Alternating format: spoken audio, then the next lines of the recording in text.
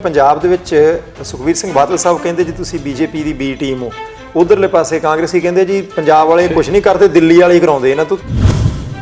ਮੈਨੂੰ ਤਾਂ ਕੋਈ ਸ਼ਰਮ ਮਹਿਸੂਸ ਹੁੰਦੀ ਹੈ ਕਿ ਮੈਂ ਤਾਂ ਕਹਿੰਦਾ ਜੇ ਮੈਨੂੰ ਸੱਤ ਬਗਾਨੇ ਤੋਂ ਮੈਂ ਕਹਿੰਦਾ ਕੋਈ ਸਿਆਣੀ ਗੱਲ ਮੈਨੂੰ ਕਾਂਗਰਸ ਵਾਲੇ ਜਾਂ ਅਕਾਲੀ ਦਲ ਵਾਲੇ ਵੀ ਕਰਦੇ ਹੁਣ ਮੈਂ ਤਾਂ ਨੰਗੇ ਪੈਰੀ ਜਾ ਕੇ ਉਹਨਾਂ ਤੋਂ ਪੁੱਛ ਲੂੰਗਾ ਜੀ ਮੇਰੀ ਕੋਈ ਸ਼ਾਨ 'ਚ ਫਰਕ ਥੋੜ੍ਹਾ ਪੈਂਦਾ। ਉਹ ਇਹਨਾਂ ਸੋ ਕਾਲਡ ਜਿਹੜੇ ਆਪਦੇ ਆਪ ਨੂੰ ਪੰਜਾਬ ਦੇ ਰਹਿਬਰ ਕਹਾਉਂਦੇ ਨੇ, ਚਾਹੇ ਬਾਦਲ ਪਰਿਵਾਰ ਹੋ ਗਿਆ ਤੇ ਚਾਹੇ ਕੈਪਟਨ ਸਾਹਿਬ ਹੋ ਗਏ ਤੇ ਚਾਹੇ ਫਲਾਣੇ ਧਮਕਾਣੇ ਕਾਂਗਰਸੀ ਅਕਾਲੀ ਜਿੰਨੇ ਹੋ ਗਏ, 70 ਸਾਲ ਇਹਨਾਂ ਦੇ ਵਿੱਚ ਹੀ ਰਹੇ। 70 ਸਾਲ ਪੰਜਾਬ ਦੇ ਕਿਹੜੇ ਝੰਡੇ ਕੱਢਤੇ ਜੀ ਇਹਨਾਂ ਨੇ। ਵਿਰੋਧੀ ਧਿਰਾਂ ਕਈ ਵਾਰੀ ਦੋਸ਼ ਲਾਉਂਦੀਆਂ, ਉਹ ਕਹਿੰਦੇ ਜੀ ਆਮ ਆਦਮੀ ਪਾਰਟੀ ਵਾਲੇ ਸਰਕਾਰ 'ਚ ਆ ਕੇ ਵੀ ਅਜੇ ਵਿਰੋਧੀ ਧਿਰ ਵਾਂਗੂ ਐਕਟ ਕਰਦੇ ਆ। ਪਹਿਲਿਆਂ ਨੇ ਭ੍ਰਿਸ਼ਟਾਚਾਰ ਕੀਤਾ ਸੀ, ਠੱਗੀਆਂ ਠੋਰੀਆਂ ਮਾਰੀਆਂ ਸੀ। ਜੇ ਠੱਗੀਆਂ ਠੋਰੀਆਂ ਮਾਰੀਆਂ ਹੁਣ ਤਾਂ ਕਲਮ ਚੱਲਦੀ ਹੈ, ਹੁਣ ਤਾਂ ਚੱਕ ਕੇ ਅੰਦਰ ਕਰ ਦਿਓ। ਉਹ ਪੰਥ ਦਾ ਨਾਂ ਤੇ ਪੰਜਾਬੀਅਤ ਦਾ ਨਾਂ ਤੇ ਕਿਸਾਨਾਂ ਦਾ ਨਾਂ ਨਹੀਂ ਵੋਟਾਂ ਲਈਆਂ ਨੇ, ਤਿੰਨ ਹੀ ਸੀਗੇ। ਤਿੰਨਾਂ ਚੋਂ ਕੀ ਬਚਿਆ ਅੱਜ ਮੈਨੂੰ ਸਮਝਾ ਦਿਓ। ਤੁਸੀਂ ਪਿਛਲੀ ਵਾਰ 5 ਸਾਲ ਐਮਐਲਏ ਰਹੇ ਹੋ ਤੇ ਵਿਰੋਧੀ ਧਿਰ ਦੇ ਵਿੱਚ ਸੀ, ਤੁਹਾਨੂੰ ਉਹ ਬੋਲਣ ਦਾ ਟਾਈਮ ਦਿੰਦੇ ਸੀ, ਤੁਸੀਂ ਸਵਾਲ ਉਦੋਂ ਚੁੱਕਦੇ ਸੀ। ਜੇ ਤੁਹਾਨੂੰ ਬੋਲਣ ਦਾ ਸਮਾਂ ਮਿਲਦਾ ਸੀ ਪਿਛਲੇ 5 ਸਾਲ ਸਵਾਲ ਚੁੱਕਦੇ ਸੀ, ਉਹਨਾਂ ਨੂੰ ਕਿਉਂ ਨਹੀਂ ਦਿੰਦੇ ਸਮਾਂ? ਉਹਨਾਂ ਦਾ ਦੋਸ਼ ਹੈ। ਉਹ ਜੇ ਇੱਕ ਉਂਗਲ ਕਰਦੇ ਨੇ ਸਾਡੇ ਕਿ ਨਹੀਂ ਕਰਦੇ ਨੇ ਤੇ ਤਿੰਨ ਉਂਗਲਾਂ ਉਹਨਾਂ ਕਿ ਨਹੀਂ ਆਪਦੇ ਕਿ ਨਹੀਂ ਹੁੰਦੀਆਂ ਨੇ ਵਿਚਾਰਿਆਂ ਦੀ, ਉਹਨਾਂ ਦੀ ਪ੍ਰੋਬਲਮ ਇਹ ਹੈ। ਤੁਹਾਡੇ ਕੋਲ ਨਾ ਇੱਕ ਮਹਿਕਮਾ ਜਿਹਦਾ ਲੋਕਾਂ ਦਾ ਜਿਹ 'ਚ ਕੋਈ ਇੰਟਰਸਟ ਨਹੀਂ, ਅਸੀਂ ਸੂਰਜ ਤੋਂ ਬਿਜਲੀ ਘੱਟ ਹੀ ਬਣਾਉਂਦੇ ਹਾਂ। ਹੁਣ ਤੁਹਾਡੇ ਕੋਲ ਇਹ ਵੀ ਮਹਿਕਮਾ ਆ ਗਿਆ ਕਿਤੇ ਨਾ ਕਿਤੇ, ਕੀ ਉਧਰਲੇ ਪਾਸੇ ਨੂੰ ਸਰਕਾਰ ਦਾ ਧਿਆਨ ਹੈਗਾ? ਹੋ ਸਕਦਾ ਹੈ ਜੀ, ਕਿਉਂਕਿ ਟ੍ਰਾਇਲਸ ਚੱਲ ਰਹੇ ਨੇ। ਇਸ ਪਾਸੇ ਲੈ ਕੇ ਜਾਣ ਦੇ ਵਿੱਚ ਸਾਨੂੰ 2-4-5 ਸਾਲ ਹੋ ਸਕਦਾ ਲੱਗ ਜਾਣ। ਅਰਵਿੰਦ ਕੇਜਰੀਵਾਲ ਸਾਹਿਬ ਨੇ ਇੱਕ ਵਾਰੀ ਕਿਹਾ 20,000 ਕਰੋੜ ਰੇਤਾ ਦੇ ਵਿੱਚੋਂ ਆਉਣਾ ਜਾਂ ਕੁਛ ਆਉਣਾ, ਤੇ ਹੁਣ ਲੋਕ ਕਹਿੰਦੇ ਆ ਜੀ, ਜਾਂ ਵਿਰੋਧੀ ਧਿਰਾਂ ਕਹਿੰਦੇ ਨੇ ਦਾਣੇ ਭੁੰਨਣ ਨੂੰ ਵੀ ਰੇਤਾ ਨਹੀਂ ਲੱਭਦੀ, ਰੇਤਾ ਹੋਰ ਮਹਿੰਗੀ ਹੋ ਗਈ। ਉਹਦੇ ਪਿੱਛੇ ਕਾਰਨ ਕੀ ਹੈ? ਸਾਲਕ ਦੇ ਵਿੱਚ ਤੁਹਾਨੂੰ ਵੱਡੇ ਪੱਧਰ ਦੇ ਉੱਪਰ ਇਹਦੀ ਡਿਵੈਲਪਮੈਂਟ ਮਿਲੀ।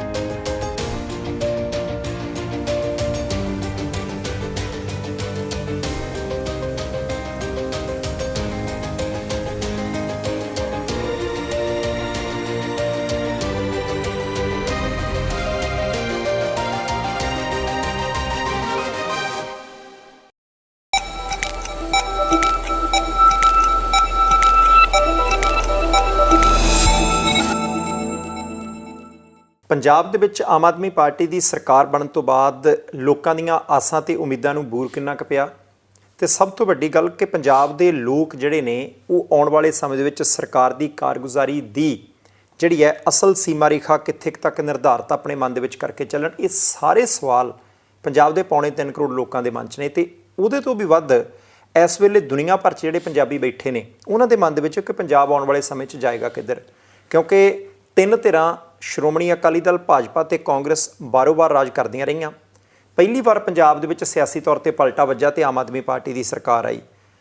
ਅੱਧੇ ਕੁ ਸਾਲ ਤੋਂ ਥੋੜ੍ਹੇ ਦਿਨ ਵੱਧ ਦਾ ਸਮਾਂ ਮੁਕੰਮਲ ਹੋ ਚੁੱਕਿਆ, ਤੇ ਅਸੀਂ ਇਸ ਵੇਲੇ ਕੈਬਨਿਟ ਮੰਤਰੀ ਅਮਨ ਅਰੋੜਾ ਸਾਹਿਬ ਦੇ ਨਾਲ ਗੱਲਬਾਤ ਕਰਾਂਗੇ। ਸਰਕਾਰ ਦੀ ਹੁਣ ਤੱਕ ਦੀ ਕਾਰਗੁਜ਼ਾਰੀ, ਵਿਰੋਧੀ ਧਿਰਾਂ ਦੀ ਆਲੋਚਨਾ, ਭਵਿੱਖ ਦੇ ਟੀਚੇ, ਪੰਜਾਬ ਦੇ ਲੋਕਾਂ ਨੂੰ ਆਸ ਤੇ ਉਮੀਦ ਕਿੰਨੀ ਕੁ ਵਿਖਾਉਣਗੇ। ਅਰੋੜਾ ਸਾਹਿਬ ਦੇ ਨਾਲ ਗੱਲਬਾਤ ਕਰਦੇ ਹਾਂ। ਅਰੋੜਾ ਸਾਹਿਬ ਸਤਿ ਸ਼੍ਰੀ ਅਕਾਲ ਜੀ। ਮਿਹਰਬਾਨੀ ਬਾਈ ਜੀ, ਥੈਂਕ ਯੂ ਸੋ ਮਚ। ਧੰਨਵਾਦ ਤੁਹਾਡਾ ਵੀ ਤੇ ਤੁਹਾਡੇ ਚੈਨਲ ਦਾ ਵੀ, ਔਰ ਸਾਰੇ ਸਰੋਤਾਵਾਂ ਨੂੰ ਪ੍ਰਮਾਤਮਾ ਚੜ੍ਹਦੀਆਂ ਕਲਾਵਾਂ ਵਿੱਚ ਰੱਖਣ ਜੀ। ਅਰੋੜਾ ਸਾਹਿਬ, ਮੈਨੂੰ ਇੱਕ ਚੀਜ਼ ਮੈਂ ਜ਼ਰੂਰ ਜਾਣਨਾ ਚਾਹਾਂਗਾ ਕਿ ਆਮ ਤੌਰ 'ਤੇ ਲੋਕ ਲੀਡਰਾਂ ਤੋਂ ਖਫਾ ਹੋ ਜਾਂਦੇ ਆ, ਗੁੱਸੇ ਹੋ ਜਾਂਦੇ ਆ, ਰੋਸਾ ਹੁੰਦਾ ਕਿ ਭਾਈ ਕਹਿੰਦੇ ਕੁਛ ਹੋਰ ਸੀ, ਕਰਦੇ ਮੁੜ ਕੇ ਕੁਛ ਹੋਰ ਆ। ਅਸੀਂ ਆਖਰੀ 6 ਮਹੀਨਿਆਂ ਦੇ ਵਿੱਚ ਤਾਂ ਦੌੜ ਲੱਗੀ ਦੇਖਦੇ ਹੁੰਦੇ ਹਾਂ ਸਰਕਾਰਾਂ ਦੀ, ਪਰ ਤੁਸੀਂ ਕਿਹਾ ਸੀ ਇਲੈਕਸ਼ਨ ਤੋਂ ਪਹਿਲਾਂ ਕਿ ਅਸੀਂ ਛੇਤੀ ਕੰਮ ਕਰਾਂਗੇ, ਤੇਜ਼ ਰਫ਼ਤਾਰ ਨਾਲ ਕੰਮ ਕਰਾਂਗੇ। ਤੁਹਾਡੀ ਨਜ਼ਰ 'ਚ ਪੰਜਾਬ ਦੇ ਲੋਕ ਤੰਗ ਨੇ ਕਿ ਠੀਕ ਠਾਕ ਨੇ ਤੁਹਾਡੇ ਤੋਂ? ਦੇਖੋ ਇਸ ਤਰ੍ਹਾਂ ਜੀ ਕਿ ਇਹ ਜਿਹੜਾ ਤੁਹਾਡਾ ਸਵਾਲ ਹੈ ਇਹ ਬੜਾ ਵਾਜਬ ਹੈ ਔਰ ਬੜਾ ਬਰੋਡ ਹੈ। ਜੇ ਆਪਾਂ ਤੰਗ ਦੀ ਜਾਂ ਖੁਸ਼ੀ ਦੀ ਦੇਖੀਏ ਜੀ, ਜੇ ਤਾਂ ਕੋਈ ਇਸ ਗੱਲ ਤੋਂ ਤੰਗ ਹੋਇਆ ਵੀ ਮੇਰੀ ਜਿਹੜੀ ਪਹਿਲਾਂ ਠੱਗੀ ਠੋਰੀ ਚੱਲਦੀ ਸੀਗੀ, 2 ਨੰਬਰ ਦੀ ਦੁਕਾਨਦਾਰੀ ਚੱਲਦੀ ਸੀ, ਉਹ ਬੰਦ ਹੋ ਗਈ, ਤੇ ਉਹ ਤੰਗ ਹੈ, ਤੇ ਫਿਰ ਉਹ ਤਾਂ ਤੰਗ ਹੀ ਰਹਿਣਾ ਚਾਹੀਦਾ ਹੈ। ਜੇ ਕਿਸੇ ਨੇ ਇਹ ਉਮੀਦ ਆਸ ਲਾਈ ਸੀਗੀ ਵੀ ਪਹਿਲੇ ਦਿਨ ਹੀ ਜਿਸ ਦਿਨ ਸਰਕਾਰ ਬਣ ਗਈ ਆ, ਭਗਵੰਤ ਮਾਨ ਜੀ ਨੇ ਸਹੁੰ ਚੱਕ ਲਈ, ਉਸ ਦਿਨ ਹੀ ਸਾਰੇ ਪੰਜਾਬ ਦੇ ਨੌਜਵਾਨਾਂ ਨੂੰ ਨੌਕਰੀਆਂ ਮਿਲ ਜਾਣਗੀਆਂ, ਉਸੇ ਦਿਨ ਅਸੀਂ ਕਿਸੇ ਜਾਦੂ ਦੀ ਛੜੀ ਨਾਲ ਪੰਜਾਬ ਨੂੰ 100% ਬਦਲ ਦਾਂਗੇ, ਤੇ ਉਹ ਵੀ ਮੇਰੇ ਖਿਆਲ ਦੇ ਵਿੱਚ ਸ਼ਾਇਦ ਉਹਨਾਂ ਖੁਸ਼ ਨਾ ਹੋਊਗਾ, ਕਿਉਂਕਿ ਹਰੇਕ ਚੀਜ਼ ਨੂੰ ਇੱਕ ਸਿਸਟਮ ਨੂੰ ਬਦਲਣ ਦੇ ਵਿੱਚ ਸਮਾਂ ਲੱਗਦਾ ਹੈ। ਪਰ ਹਾਂ, ਜਿੱਥੇ ਤੱਕ ਜੇ ਆਪਾਂ ਬ੍ਰੌਡਲੀ ਦੇਖੀਏ ਬਾਈ ਜੀ, ਜਿੱਥੇ ਤੱਕ ਹੈਗਾ ਲੋਕਾਂ ਦੇ ਔਰ ਸਰਕਾਰਾਂ ਦੇ ਵਿੱਚ ਜਿਹੜਾ ਇੱਕ ਟਰਸਟ ਡੈਫਿਸਿਟ ਸੀਗਾ, ਇੱਕ ਵਿਸ਼ਵਾਸ ਦਾ ਪਾੜਾ ਬਹੁਤ ਵੱਡਾ ਸੀਗਾ, ਕਮੀ ਸੀਗੀ, ਉਹ ਵਿਸ਼ਵਾਸ ਬਹਾਲੀ ਸਰਕਾਰ ਦੇ ਵਿੱਚ ਔਰ ਲੀਡਰਸ਼ਿਪ ਦੇ ਵਿੱਚ ਉਹ ਪੰਜਾਬ ਦੇ ਲੋਕਾਂ ਦੀ ਹੁਣ ਬਹੁਤ ਵੱਡੇ ਪੱਧਰ ਦੇ ਉੱਪਰ ਹੋਣੀ ਸ਼ੁਰੂ ਹੋ ਗਈ ਹੈ। ਨੰਬਰ 1। ਨੰਬਰ 2, ਜਿਹੜਾ ਇਹ ਲੱਗਦਾ ਸੀਗਾ ਲੋਕ ਮਨ ਬਣਾਈ ਬੈਠੇ ਸੀ ਵੀ ਯਾਰ ਕਦੇ ਕੋਈ ਸਰਕਾਰ, ਕੋਈ ਲੀਡਰ, ਕੋਈ ਪੋਲੀਟੀਕਲ ਪਾਰਟੀ ਇਮਾਨਦਾਰ ਹੋ ਹੀ ਨਹੀਂ ਸਕਦੇ ਜੀ, ਉਹ ਇੱਕ ਬਹੁਤ ਵੱਡਾ ਵਿਸ਼ਵਾਸ ਹੈ ਜਿਹੜਾ ਉਹ ਬਣਨਾ ਸ਼ੁਰੂ ਹੋ ਗਿਆ। ਔਰ ਇਹ ਜਿਹੜਾ ਟਰਸਟ ਡੈਫਿਸਿਟ ਨੂੰ, ਜਿਹੜਾ ਇਹ ਬੇਵਿਸ਼ਵਾਸੀ ਦਾ ਪਾੜਾ ਪਿਆ ਹੋਇਆ ਸੀਗਾ ਲੋਕਾਂ ਤੇ, ਲੋਕਾਂ ਦੀਆਂ ਸਰਕਾਰਾਂ ਦੇ ਵਿੱਚ, ਉਹਨੂੰ ਪੂਰਾ ਕਰਨਾ ਹੀ ਮੈਂ ਸਮਝਦਾ ਕਿ ਇੱਕ ਬਹੁਤ ਵੱਡਾ ਚੈਲੰਜ ਸੀਗਾ ਤੇ ਜਿਹਨੂੰ ਭਗਵੰਤ ਮਾਨ ਜੀ ਦੀ ਸਰਕਾਰ ਕਾਫੀ ਹੱਦ ਤੱਕ ਕਵਰ ਕਰ ਚੁੱਕੀ ਹੈ ਜੀ। ਇਹ ਇੱਕ ਬਹੁਤ ਵੱਡੀ, ਸਭ ਤੋਂ ਵੱਡੀ ਪ੍ਰਾਪਤੀ ਇਹੀ ਹੈ, ਕਿਉਂਕਿ ਜੇ ਇੱਥੋਂ ਛੱਡ ਕੇ ਬੱਚੇ ਭੱਜ ਰਹੇ ਸੀਗੇ ਬਾਹਰਲੇ ਮੁਲਕਾਂ ਦੇ, ਤਾਂ ਇਸੇ ਕਰਕੇ ਭੱਜ ਰਹੇ ਸੀ ਵੀ ਯਾਰ ਇੱਥੇ ਕੁਛ ਨਹੀਂ ਹੋ ਸਕਦਾ, ਸੁਣਵਾਈ ਹੈ ਨਹੀਂ। ਹੁਣ ਉਹ ਫਰਕ ਪੈਣਾ ਸ਼ੁਰੂ ਹੋ ਗਿਆ।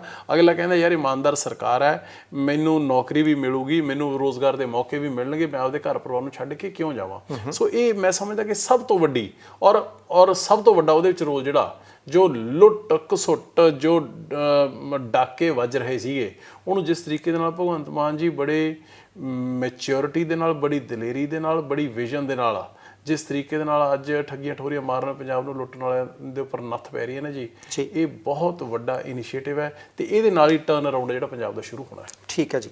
ਅਰੋੜਾ ਸਾਹਿਬ, ਤੁਹਾਡੇ ਕੋਲੇ 3 ਵੱਡੇ ਮਹਿਕਮੇ ਨੇ, ਸਾਨੂੰ ਵੱਡੇ ਲੱਗਦੇ ਆ ਉਹ ਤਿੰਨਾਂ ਮਹਿਕਮਿਆਂ ਦੇ ਕੰਮਕਾਰ ਦੇ ਉੱਤੇ ਵੀ ਆਪਾਂ ਆਉਣਾ, ਪਰ ਮੈਂ ਸਭ ਤੋਂ ਪਹਿਲਾਂ ਤੁਹਾਨੂੰ ਇਹ ਜ਼ਰੂਰ ਪੁੱਛਣਾ ਚਾਹੁੰਦਾ, ਵਿਰੋਧੀ ਧਿਰਾਂ ਕਈ ਵਾਰੀ ਦੋਸ਼ ਲਾਉਂਦੀਆਂ, ਉਹ ਕਹਿੰਦੇ ਜੀ ਆਮ ਆਦਮੀ ਪਾਰਟੀ ਵਾਲੇ ਸਰਕਾਰ 'ਚ ਆ ਕੇ ਵੀ ਅਜੇ ਵਿਰੋਧੀ ਧਿਰ ਵਾਂਗੂ ਐਕਟ ਕਰਦੇ ਆ ਕਿ ਆਹ ਮਾੜਾ ਹੋ ਰਿਹਾ, ਆਹ ਕਰਨਾ ਹੈ, ਉਹ ਕਰਨਾ। ਕਹਿੰਦੇ ਜੀ ਹੁਣ ਤਾਂ ਸਰਕਾਰ 'ਚ ਨੇ, ਐਕਸ਼ਨ ਲਓ। ਹੁਣ ਤੁਸੀਂ ਕਿਹਾ ਜੀ ਪਹਿਲਿਆਂ ਨੇ ਮਾੜਾ ਬਹੁਤ ਕੀਤਾ ਸੀ, ਪਹਿਲਿਆਂ ਨੇ ਭ੍ਰਿਸ਼ਟਾਚਾਰ ਕੀਤਾ ਸੀ, ਠੱਗੀਆਂ ਠੋਰੀਆਂ ਮਾਰੀਆਂ ਸੀ। ਜੇ ਠੱਗੀਆਂ ਠੋਰੀਆਂ ਮਾਰੀਆਂ, ਹੁਣ ਤਾਂ ਕਲਮ ਚੱਲਦੀ ਹੈ, ਹੁਣ ਤਾਂ ਚੱਕ ਕੇ ਅੰਦਰ ਕਰ ਦਿਓ, ਜਾਂਚ ਪੜਤਾਲ ਕਰ ਦਿਓ, ਕੁਛ ਕੀਤਾ। ਦੇਖੋ ਇਸ ਤਰ੍ਹਾਂ ਹੈ ਕਿ ਵਿਰੋਧੀਆਂ ਦੀ ਰੈਲੇਵੈਂਸ ਕੋਈ ਰਹੀ ਨਹੀਂ ਹੈਗੀ, ਪਰ ਫਿਰ ਵੀ ਚਲੋ ਜੇ ਉਹ ਇਹੋ ਜਿਹਾ ਕੋਈ ਸਵਾਲ ਕਰਦੇ ਨੇ, ਅਸੀਂ ਲੋਕਾਂ ਦੇ ਸਵਾਲਾਂ ਨੂੰ ਜਵਾਬਦੇ ਹਾਂ ਮੀਡੀਆ ਦੇ ਜ਼ਰੀਏ।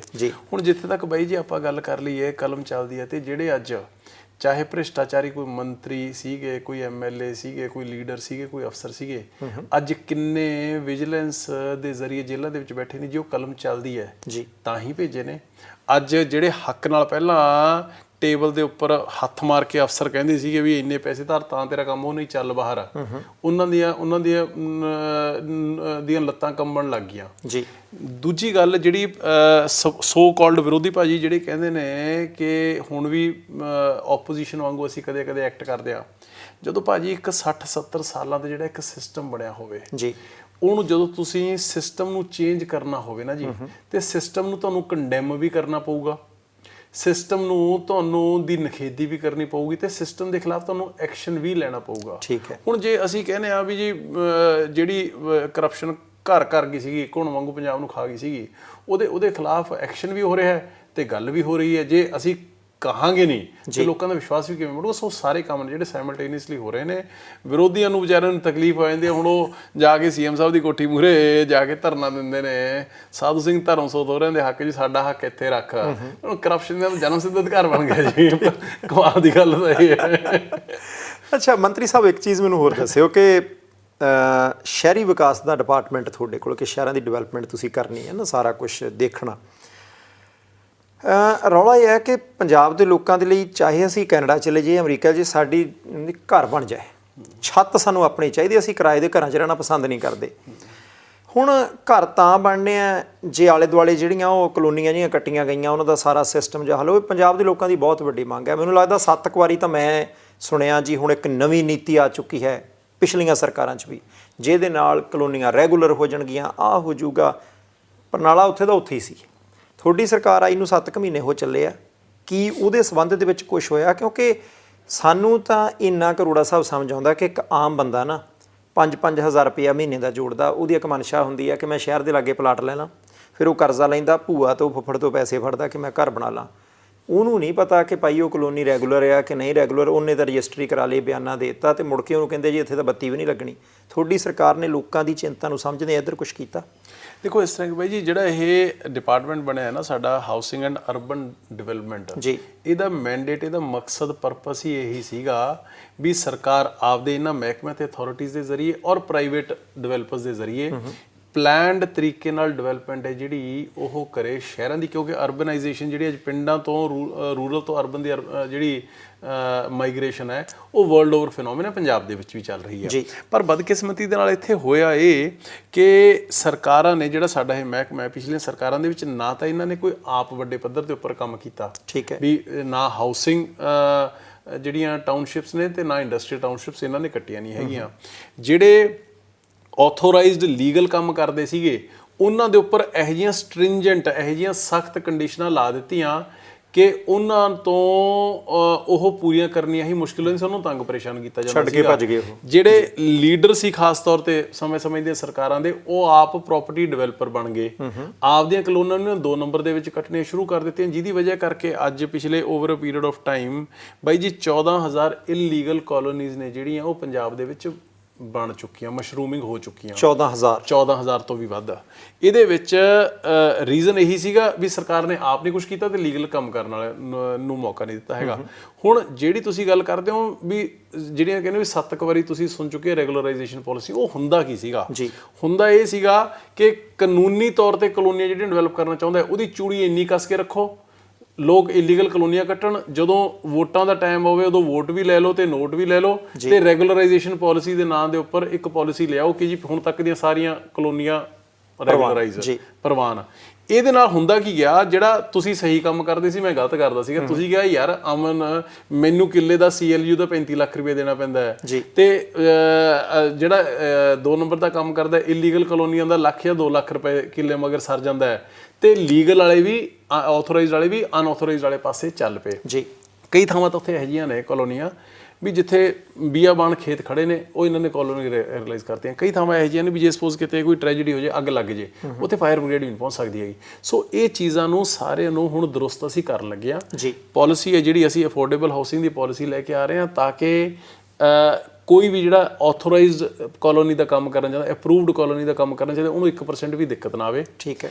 ਪੁਰਾਣੀਆਂ ਦਾ ਕੁਝ ਮਸਲਾ ਹੱਦ ਹੈ ਜਿਹੜਾ 18 ਤੱਕ ਦਾ, ਉਹ ਕੁਝ ਮਸਲਾ ਹੱਲ ਹੋ ਗਿਆ, ਤੇ ਪਿਛਲਾ ਜਿਹੜਾ ਉਸ ਤੋਂ ਬਾਅਦ ਦਾ ਕੁਝ ਉਹ ਵੀ ਕਿਸੇ ਨਾ ਕਿਸੇ ਤਰੀਕੇ ਅਸੀਂ ਘੋਖ ਪੜਤਾਲ ਕਰ ਰਹੇ ਹਾਂ। ਹੁਣ ਹਾਈ ਕੋਰਟ ਨੇ ਇੱਕ ਪੰਜਾਬ ਸਰਕਾਰ ਨੂੰ, ਜੋ ਸਰਕਾਰ ਬਣੀ, ਬਲਕਿ ਇਹ ਬੜਾ ਸਟ੍ਰਿਕਟ ਉਹ ਪਾਸ ਕੀਤਾ ਵੀ ਤੁਸੀਂ ਇੱਕ ਪਾਸੇ ਤਾਂ 1995 ਦਾ ਪਾਪਰਾ ਐਕਟ ਬਣਾ ਰੱਖਿਆ, ਉਹ ਐਕਟ ਕਹਿੰਦਾ ਕਿ ਕੋਈ ਇਲੀਗਲ ਕਾਲੋਨੀ ਨਹੀਂ ਬਣੂਗੀ, ਦੂਜੇ ਪਾਸੇ ਤੁਸੀਂ ਰੈਗੂਲਰਾਈਜੇਸ਼ਨ ਦੇ ਨਾਂ ਦੇ ਉੱਪਰ ਇਲੀਗਲ ਨੂੰ ਲੀਗਲ ਕਰ ਦਿੰਦੇ ਹੋ ਵੀ ਜੇ ਤੁਸੀਂ ਕਾਨੂੰਨ ਆਪਦੇ ਦੀ ਪਾਲਣਾ ਹੀ ਨਹੀਂ ਕਰਨੀ ਫਿਰ ਉਹ ਰੱਖਿਆ ਕਿਉਂ ਹੈ? ਸੋ ਸਰਕਾਰ ਨੇ, ਹਾਈ ਕੋਰਟ ਨੇ ਸਾਨੂੰ ਪੰਜਾਬ ਸਰਕਾਰ ਨੂੰ ਖਿੱਚਿਆ। ਸੋ ਇਹ ਸਾਰੇ ਮਸਲਾ ਜਿਹੜਾ ਪਿਛਲਾ ਇਹਨਾਂ ਨੇ ਗੰਦ ਮਚਾਇਆ ਹੋਇਆ ਉਹ ਝਾੜੂ ਚੱਕਿਆ ਹੋਇਆ ਸੀ, ਉਹ ਸਾਫ਼ ਕਰਨ ਲੱਗਿਆ। ਪਰ ਅੱਗੇ ਨੂੰ ਜਿਹੜਾ ਕੰਮ ਹੋਊਗਾ ਸਾਡਾ ਡਿਪਾਰਟਮੈਂਟ ਖੁਦ ਆਪ ਵੀ ਵੱਡੀਆਂ ਟਾਊਨਸ਼ਿਪਸ ਨੇ ਜਿਹੜੀਆਂ ਉਹ ਲੈ ਕੇ ਆ ਰਿਹਾ ਹੈ। ਜਿਹੜੇ ਲੋਕ ਸਾਫ਼ ਸੁਥਰਾ 1 ਨੰਬਰ ਦਾ ਲੀਗਲ ਕਾਲੋਨੀਜ਼ ਦਾ ਕੰਮ ਕਰਦੇ ਨੇ ਅਸੀਂ ਉਹਨਾਂ ਨੂੰ ਵੀ ਪ੍ਰਮੋਟ ਕਰ ਰਹੇ ਹਾਂ। ਅਸੀਂ ਅਫੋਰਡੇਬਲ ਹਾਊਸਿੰਗ ਦੀ ਪਾਲਿਸੀ ਵੀ ਲੈ ਕੇ ਆ ਰਹੇ ਹਾਂ ਤਾਂ ਕਿ ਮੱਧ ਵਰਗ ਤੇ ਜਿਹੜਾ ਲੋਅਰ ਸੈਕਸ਼ਨ ਆਫ ਸੋਸਾਇਟੀ ਹੈ ਉਹਨਾਂ ਨੂੰ ਵੀ ਮਿਲ ਸਕੇ। ਸੋ ਇਹ ਸਾਰਾ ਸਿਸਟਮ ਆਉਣ ਵਾਲੇ 4-6 ਮਹੀਨਿਆਂ ਦੇ ਵਿੱਚ ਤੁਸੀਂ ਦੇਖੋਗੇ ਬੜਾ ਸਾਫ਼ ਸੁਥਰਾ ਸਮੂਥ ਹੋ ਜਾਏਗਾ। ਅਰੋੜਾ ਸਾਹਿਬ, ਮੈਂ ਵੈਸੇ ਮੇਰੀ ਨਿੱਜੀ ਜਿਗਿਆਸਾ ਕਿ ਚਾਹੇ 15 ਸਾਲ ਪਹਿਲਾਂ ਚਾਹੇ 10 ਸਾਲ ਪਹਿਲਾਂ ਸ਼ਹਿਰ ਦੇ ਨੇੜੇ 2 ਨੰਬਰ ਦੇ ਵਿੱਚ ਇੱਕ ਕਲੋਨੀ ਕੱਟ ਹੋਈ, ਉਹਦਾ ਬਿਆਨਾ ਲੈ ਲਿਆ, ਰਜਿਸਟਰੀਆਂ ਵੀ ਹੋ ਗਈਆਂ, ਬਾਅਦ 'ਚ ਉਹਨੂੰ ਕਹਿ ਦਿੱਤਾ ਗਿਆ ਕਿ ਇੱਥੇ ਜਦੋਂ ਨਕਸ਼ਾ ਪਾਸ ਕਰਾਉਣਾ ਕਿ ਇੱਥੇ ਕੱਖ ਨਹੀਂ ਹੋਣਾ। ਹੁਣ ਉਹ ਰੈਗੂਲਰ ਕਰ ਲਈਏ, ਜੁਰਮਾਨਾ ਵੀ ਦੇ ਦੇਣਗੇ, ਸਾਰਾ ਕੁਝ ਹੋ ਜਾਊਗਾ। ਮੈਨੂੰ ਐਂ ਲੱਗਦਾ ਸੀ ਕਿ ਕੋਈ ਨਾ ਕੋਈ ਉੱਥੇ ਦਾ MLA, ਕੋਈ ਸੰਬੰਧਿਤ ਵਿਭਾਗ ਦਾ ਮਿਨਿਸਟਰ ਜਿਹੜਾ ਉਸ ਵੇਲੇ ਦਾ, ਕੋਈ ਉੱਥੇ ਦਾ ਤਹਿਸੀਲਦਾਰ, ਨਾਇਬ ਤਹਿਸੀਲਦਾਰ, ਉਹਨਾਂ ਸਾਰਿਆਂ ਨੂੰ ਪਤਾ ਹੋਣਾ ਕਿ ਕੰਮ 2 ਨੰਬਰ ਦਾ, ਕਿਸੇ ਦੇ ਦਸਤਖਤ ਹੋਏ ਹੋਣਗੇ, ਕਿਸੇ ਨੇ ਉਹ ਚੀਜ਼ਾਂ ਕੀ ਉਧਰਲੇ ਪਾਸੇ ਮਾੜਾ ਮੋਟਾ ਉਹਨਾਂ ਨੂੰ ਖਿੱਚਿਆ ਨਹੀਂ ਜਾ ਸਕਦਾ ਕਿ ਭਵਿੱਖ ਦੇ ਵਿੱਚ ਕੋਈ ਬੰਦਾ ਗਲਤੀ ਕਰੇ ਹੀ ਨਾ। ਹੁਣ ਆਮ ਲੋਕਾਂ ਤੇ ਬੋਝ ਪੈ ਗਿਆ, ਅਫਸਰ ਵੱਜ ਜਾਣੇ ਆ। ਦੇਖੋ ਉਹੀ ਤਾਂ ਚੱਕਰ ਹੈ ਨਾ ਜੀ, ਵੀ ਜਦੋਂ ਮੈਂ ਤੁਹਾਨੂੰ ਪਹਿਲੇ ਸ਼ੁਰੂ ਦੇ ਵਿੱਚ ਹੀ ਬਾਈ ਜੀ ਇਹੀ ਕਿਹਾ ਵੀ ਜਦੋਂ ਲੀਡਰਾਂ ਦੇ ਆਪਦੇ ਇੰਟਰਸਟ ਬਣ ਗਏ ਜੀ, ਹੁਣ ਜਿਸ ਹਲਕੇ ਦੇ ਵਿੱਚ, ਏਰੀਏ ਦੇ ਵਿੱਚ ਕੋਈ ਮੰਤਰੀ MLA ਆਪ ਕੱਟਣ ਲੱਗਿਆ ਹੋਇਆ ਤੇ ਉਹਨੂੰ ਕੌਣ ਰੋਕ ਸਕਦਾ ਸਰਕਾਰ ਚ ਹੁੰਦੇ ਹੋਏ? ਫਿਰ ਨਾਲ ਅਫਸਰਾਂ ਦੀ ਮਿਲੀ ਭੁਗਤ ਹੋ ਜਾਂਦੀ ਹੈ। ਸੋ ਇਹ ਸਾਰਾ ਕੁਝ ਚੱਲਦੇ ਚਲਾਉਂਦੇ ਬਹੁਤ ਕੁਝ ਚੱਲਦਾ ਰਿਹਾ। ਹੁਣ ਉਹਦੇ 'ਚ ਸਾਡੀ ਜਿਹੜੀ ਪ੍ਰੋਬਲਮ ਹੈ ਉਹ ਇਹ ਹੈ ਵੀ ਜਿੱਥੇ ਲੋਕਾਂ ਦੇ ਘਰ ਬਣ ਚੁੱਕੇ, ਹੁਣ ਉਹ ਘਰ ਵੀ ਢਾਏ ਨਹੀਂ ਜਾ ਸਕਦੇ, ਕੱਢਿਆ ਨਹੀਂ ਜਾ ਸਕਦਾ ਹੈਗਾ। ਤੇ ਇਹਨੂੰ ਸਾਰੇ ਨੂੰ, ਲੋਕਾਂ ਨੂੰ ਤਕਲੀਫ ਨਾ ਹੋਵੇ, ਉਸ ਐਂਗਲ ਦੇ ਉੱਪਰ ਚੱਲ ਰਹੇ ਹਾਂ। ਤੇ ਪਰਚੇ ਨੇ ਜਿਹੜੇ, ਹੁਣ ਤੁਸੀਂ ਯਕੀਨ ਨਹੀਂ ਕਰਨਾ ਵੀ ਕਿੰਨੇ ਪਰਚੇ ਨੇ ਜਿਹੜੇ 2 ਨੰਬਰ ਦਾ ਕੰਮ ਕਰਕੇ ਜਿਹੜੇ ਕਲੋਨੀ ਵਾਲੇ ਗਏ ਨੇ, ਉਹਨਾਂ ਦੇ ਉੱਪਰ ਪਰਚੇ ਵੀ ਹੋਏ ਨੇ। ਪਰ ਉਹਨਾਂ ਦਾ ਵੀ ਤੁਹਾਨੂੰ ਮੈਂ ਮੁਹੱਲੀ ਦੀ, ਮੈਂ ਚਲੋ ਨਾਮ ਕਾਹਨੂੰ ਲੈਣਾ ਹੈ, ਆਪਾਂ ਗਮਾਡਾ ਦੇ ਏਰੀਆ ਵਿੱਚ ਦੱਸਦੇ ਹਾਂ, ਕਈ ਤਾਂ ਇਹੋ ਜਿਹੇ ਮਹਾਰਥੀ ਨੇ ਵੀ 2 ਨੰਬਰ ਦਾ ਕੰਮ ਨਹੀਂ ਛੱਡ ਜਾਂਦੇ ਤੇ ਪਰਚੇ 40 ਹੋਏ ਪਏ ਨੇ, ਕੰਮ ਕਰੀ ਜਾਂਦੇ ਨੇ। ਉਹ 2 ਮਹੀਨੇ ਦੇ ਵਿੱਚ 10-20 ਦਿਨ ਅੰਦਰ ਵੀ ਲਾਏ ਆਉਂਦੇ ਨੇ, ਤਾਂ ਵੀ ਕੋਈ ਸਿਹਤ ਤੇ ਅਸਰ ਨਹੀਂ ਹੈਗਾ। ਤੁਸੀਂ ਕਮਾਲ ਹੀ ਹੋਈ ਪਈ ਹੈ, ਮੈਨੂੰ ਤਾਂ ਸਮਝ ਨਹੀਂ ਆਉਂਦਾ ਇਹੋ ਜਿਹਾ ਪੈਸਾ ਇਹਨਾਂ ਨੇ ਕਰਨਾ ਵੀ ਕੀ ਹੈ। ਸੋ ਇਸ ਕਰਕੇ ਇਹ ਇੱਕ ਨਾ ਜੀ, ਇਹ ਸਖਤੀ ਦੇ ਨਾਲ ਦੇਖੋ ਇਹ ਚੀਜ਼ ਨਾ ਜੀ, prevention is always better than cure ਜੀ। ਜਿਹੜਾ ਤੁਸੀਂ ਬਣਨੀ ਕਿਉਂ ਦਿਓ, ਜਦੋਂ ਉੱਥੇ ਇਹ ਕਰਦੇ ਕੀ ਰਹੇ ਨੇ, ਪਲੈਨਿੰਗ ਇਹ ਰਹੀ ਹੈ ਵੀ ਪਹਿਲਾਂ ਆਪ ਕੱਟ-ਕੁੱਟ ਲਓ ਜੀ, ਲੋਕਾਂ ਨੂੰ ਵੇਚ ਦੋ, ਉਹ ਤੋਂ ਮਗਰੋਂ ਤਾਂ ਜੇ ਕੋਈ ਸਰਕਾਰ ਐਕਸ਼ਨ ਕਰੂਗੀ ਤੇ ਲੋਕ ਹੀ ਵਿਚਾਰੇ ਇਕੱਠੇ ਹੋ ਕੇ ਸਰਕਾਰ ਕੋਲ ਆ ਜਾਂਦੇ ਨੇ ਵੀ ਸਾਡਾ ਘਰ, ਸਾਡੀ ਕੀ ਗਲਤੀ ਹੈ, ਫਿਰ ਸਰਕਾਰ ਨੂੰ ਪਿਛਾਂਹ ਮੁੜਨਾ ਪੈਂਦਾ। ਇਹਦਾ ਤਾਂ ਤਰੀਕਾ ਹੀ ਇੱਕ ਹੈ ਕਿ ਅੱਜ ਦੀ ਡੇਟ ਦੇ ਵਿੱਚ ਜੀ ਬਾਈ ਜੀ, ਤੁਸੀਂ ਟੈਕਨੋਲੋਜੀ ਇਹੋ ਜਿਹੀ ਹੈ ਵੀ ਤੁਸੀਂ ਗਰਾਊਂਡ ਦੇ ਉੱਪਰ 1.5 ਸੈਂਟੀਮੀਟਰ ਦੀ ਮੈਪਿੰਗ ਹੈ ਜਿਹੜੀ ਉਹ ਕਰ ਸਕਦੇ ਹੋ। ਤੁਹਾਨੂੰ ਕਿੱਲਿਆਂ ਦੇ ਵਿੱਚ ਕਲੋਨੀਆਂ ਕੱਟੀਆਂ ਜਾ ਰਹੀਆਂ ਨੇ, ਇਹ ਪਤਾ ਹੀ ਨਹੀਂ ਲੱਗ ਰਿਹਾ। ਸੋ ਅਸੀਂ ਹੁਣ ਇਹਦੇ 'ਚ ਕੀ ਕਰ ਰਹੇ ਹਾਂ, ਸਾਡਾ ਜਿਹੜਾ ਹਾਊਸਿੰਗ ਡਿਪਾਰਟਮੈਂਟ ਹੈ, ਮੈਂ ਇਹ 'ਚ 3-4 ਮੀਟਿੰਗਾਂ ਨੇ ਜਿਹੜੀਆਂ ਉਹ ਅਸੀਂ ਆਲਰੇਡੀ ਲੈ ਚੁੱਕੇ। ਸੀਐਮ ਸਾਹਿਬ ਦੀਆਂ ਬੜੀ ਕਲੀਅਰ ਡਾਇਰੈਕਸ਼ਨ ਨੇ। ਸਾਡਾ ਡਿਪਾਰਟਮੈਂਟ ਲੋਕਲ ਗਵਰਨਮੈਂਟ ਔਰ ਰੈਵਨਿਊ ਜੀ, ਅਸੀਂ ਆਉਣ ਵਾਲੇ ਟਾਈਮ ਦੇ ਵਿੱਚ ਇਹ ਕਰ ਦੇਣਾ ਵੀ ਜਿੱਥੇ ਕਿਸੇ ਨੇ ਸਪੋਜ਼ 500 ਗਜ਼ ਦਾ ਵੀ ਪਲਾਟ ਲਿਆ, 100 ਗਜ਼ ਦਾ ਪਲਾਟ ਵੀ ਲਿਆ, ਉਹਦੀ ਮੈਪਿੰਗ ਹੈ ਜਿਹੜੀ ਉਹ ਰੈਵਨਿਊ ਰਿਕਾਰਡ ਦੇ ਵਿੱਚ ਅਸੀਂ ਸੁਪਰ ਇੰਪੋਜ਼ ਕਰ ਦੇਣਾ ਵੀ ਇਸ ਜਗ੍ਹਾ ਦੇ ਉੱਪਰ ਭਾਈ ਘਰ ਬਣਿਆ ਹੋਇਆ, ਆ ਇੱਥੇ ਕਲੋਨੀ ਕੱਟ ਹੋ ਰਹੀ ਹੈ, ਆਹ ਕਲੋਨੀਆਂ ਦੇ ਪਲਾਟਿੰਗ ਜਿਹੜੀ ਆ ਹੋ ਰਹੀ ਹੈ, ਉਹ ਸਾਰਾ ਬੜਾ ਸਟ੍ਰੀਮਲਾਈਨ ਕਰ ਦੇਣਾ। ਥੋੜਾ ਸਮਾਂ ਲੱਗੂਗਾ, ਉਹ 'ਚ ਲੋਕਾਂ ਦਾ ਵੀ ਸਾਥ ਚਾਹੀਦਾ ਹੈ। ਠੀਕ ਹੈ ਜੀ। ਅੱਛਾ ਅਰੋੜਾ ਸਾਹਿਬ, ਮੈਨੂੰ ਹੁਣ ਇੱਕ ਚੀਜ਼ ਹੋਰ ਸਮਝਾਇਓ ਥੋੜਾ ਜਿਹਾ। ਤੁਹਾਡੇ ਕੋਲ ਨਾ ਇੱਕ ਮਹਿਕਮਾ ਜਿਹਦਾ ਲੋਕਾਂ ਦਾ ਜਿਹ 'ਚ ਕੋਈ ਇੰਟਰਸਟ ਨਹੀਂ, ਪਰ ਮੈਨੂੰ ਲੱਗਦਾ ਕਿ ਪੰਜਾਬ ਨੇ ਉਹਦੇ ਸਿਰ ਦੇ ਉੱਤੇ ਅੱਗੇ ਵਧਣਾ, ਉਹ ਹੈ ਕਿ ਨਵਿਆਉਣਯੋਗ ਊਰਜਾ। ਜਾਣੀ ਆਮ ਲੋਕਾਂ ਨੂੰ ਤਾਂ ਇਹ ਹੁੰਦਾ ਕਿ ਭਾਈ ਖੇਤੀਬਾੜੀ ਮਹਿਕਮਾ ਕਿੱਥੇ ਹੋਵੇ, ਮਾਲ ਮਹਿਕਮਾ ਕਿਹਦੇ ਕੋਲ ਹੈ ਜੀ, ਅਸੀਂ ਨਹਿਰਾਂ 'ਚੋਂ ਪਾਣੀ ਲਾਉਣਾ, ਨਹਿਰੀ ਮਹਿਕਮਾ, ਪਰ ਉਹਦੇ ਸਿਰ ਦੇ ਉੱਤੇ ਆਪਾਂ ਚੱਲਣਾ ਕਿਉਂਕਿ ਆਪਾਂ ਕੋਲਾ ਮੰਗਵਾਉਂਦੇ ਹਾਂ, ਕਿਉਂਕਿ ਬਿਜਲੀ ਦੀਆਂ ਲੋੜਾਂ ਤਾਂ ਕਿਤੇ ਨਾ ਕਿਤੇ ਪੂਰੀਆਂ ਕਰਨੀਆਂ।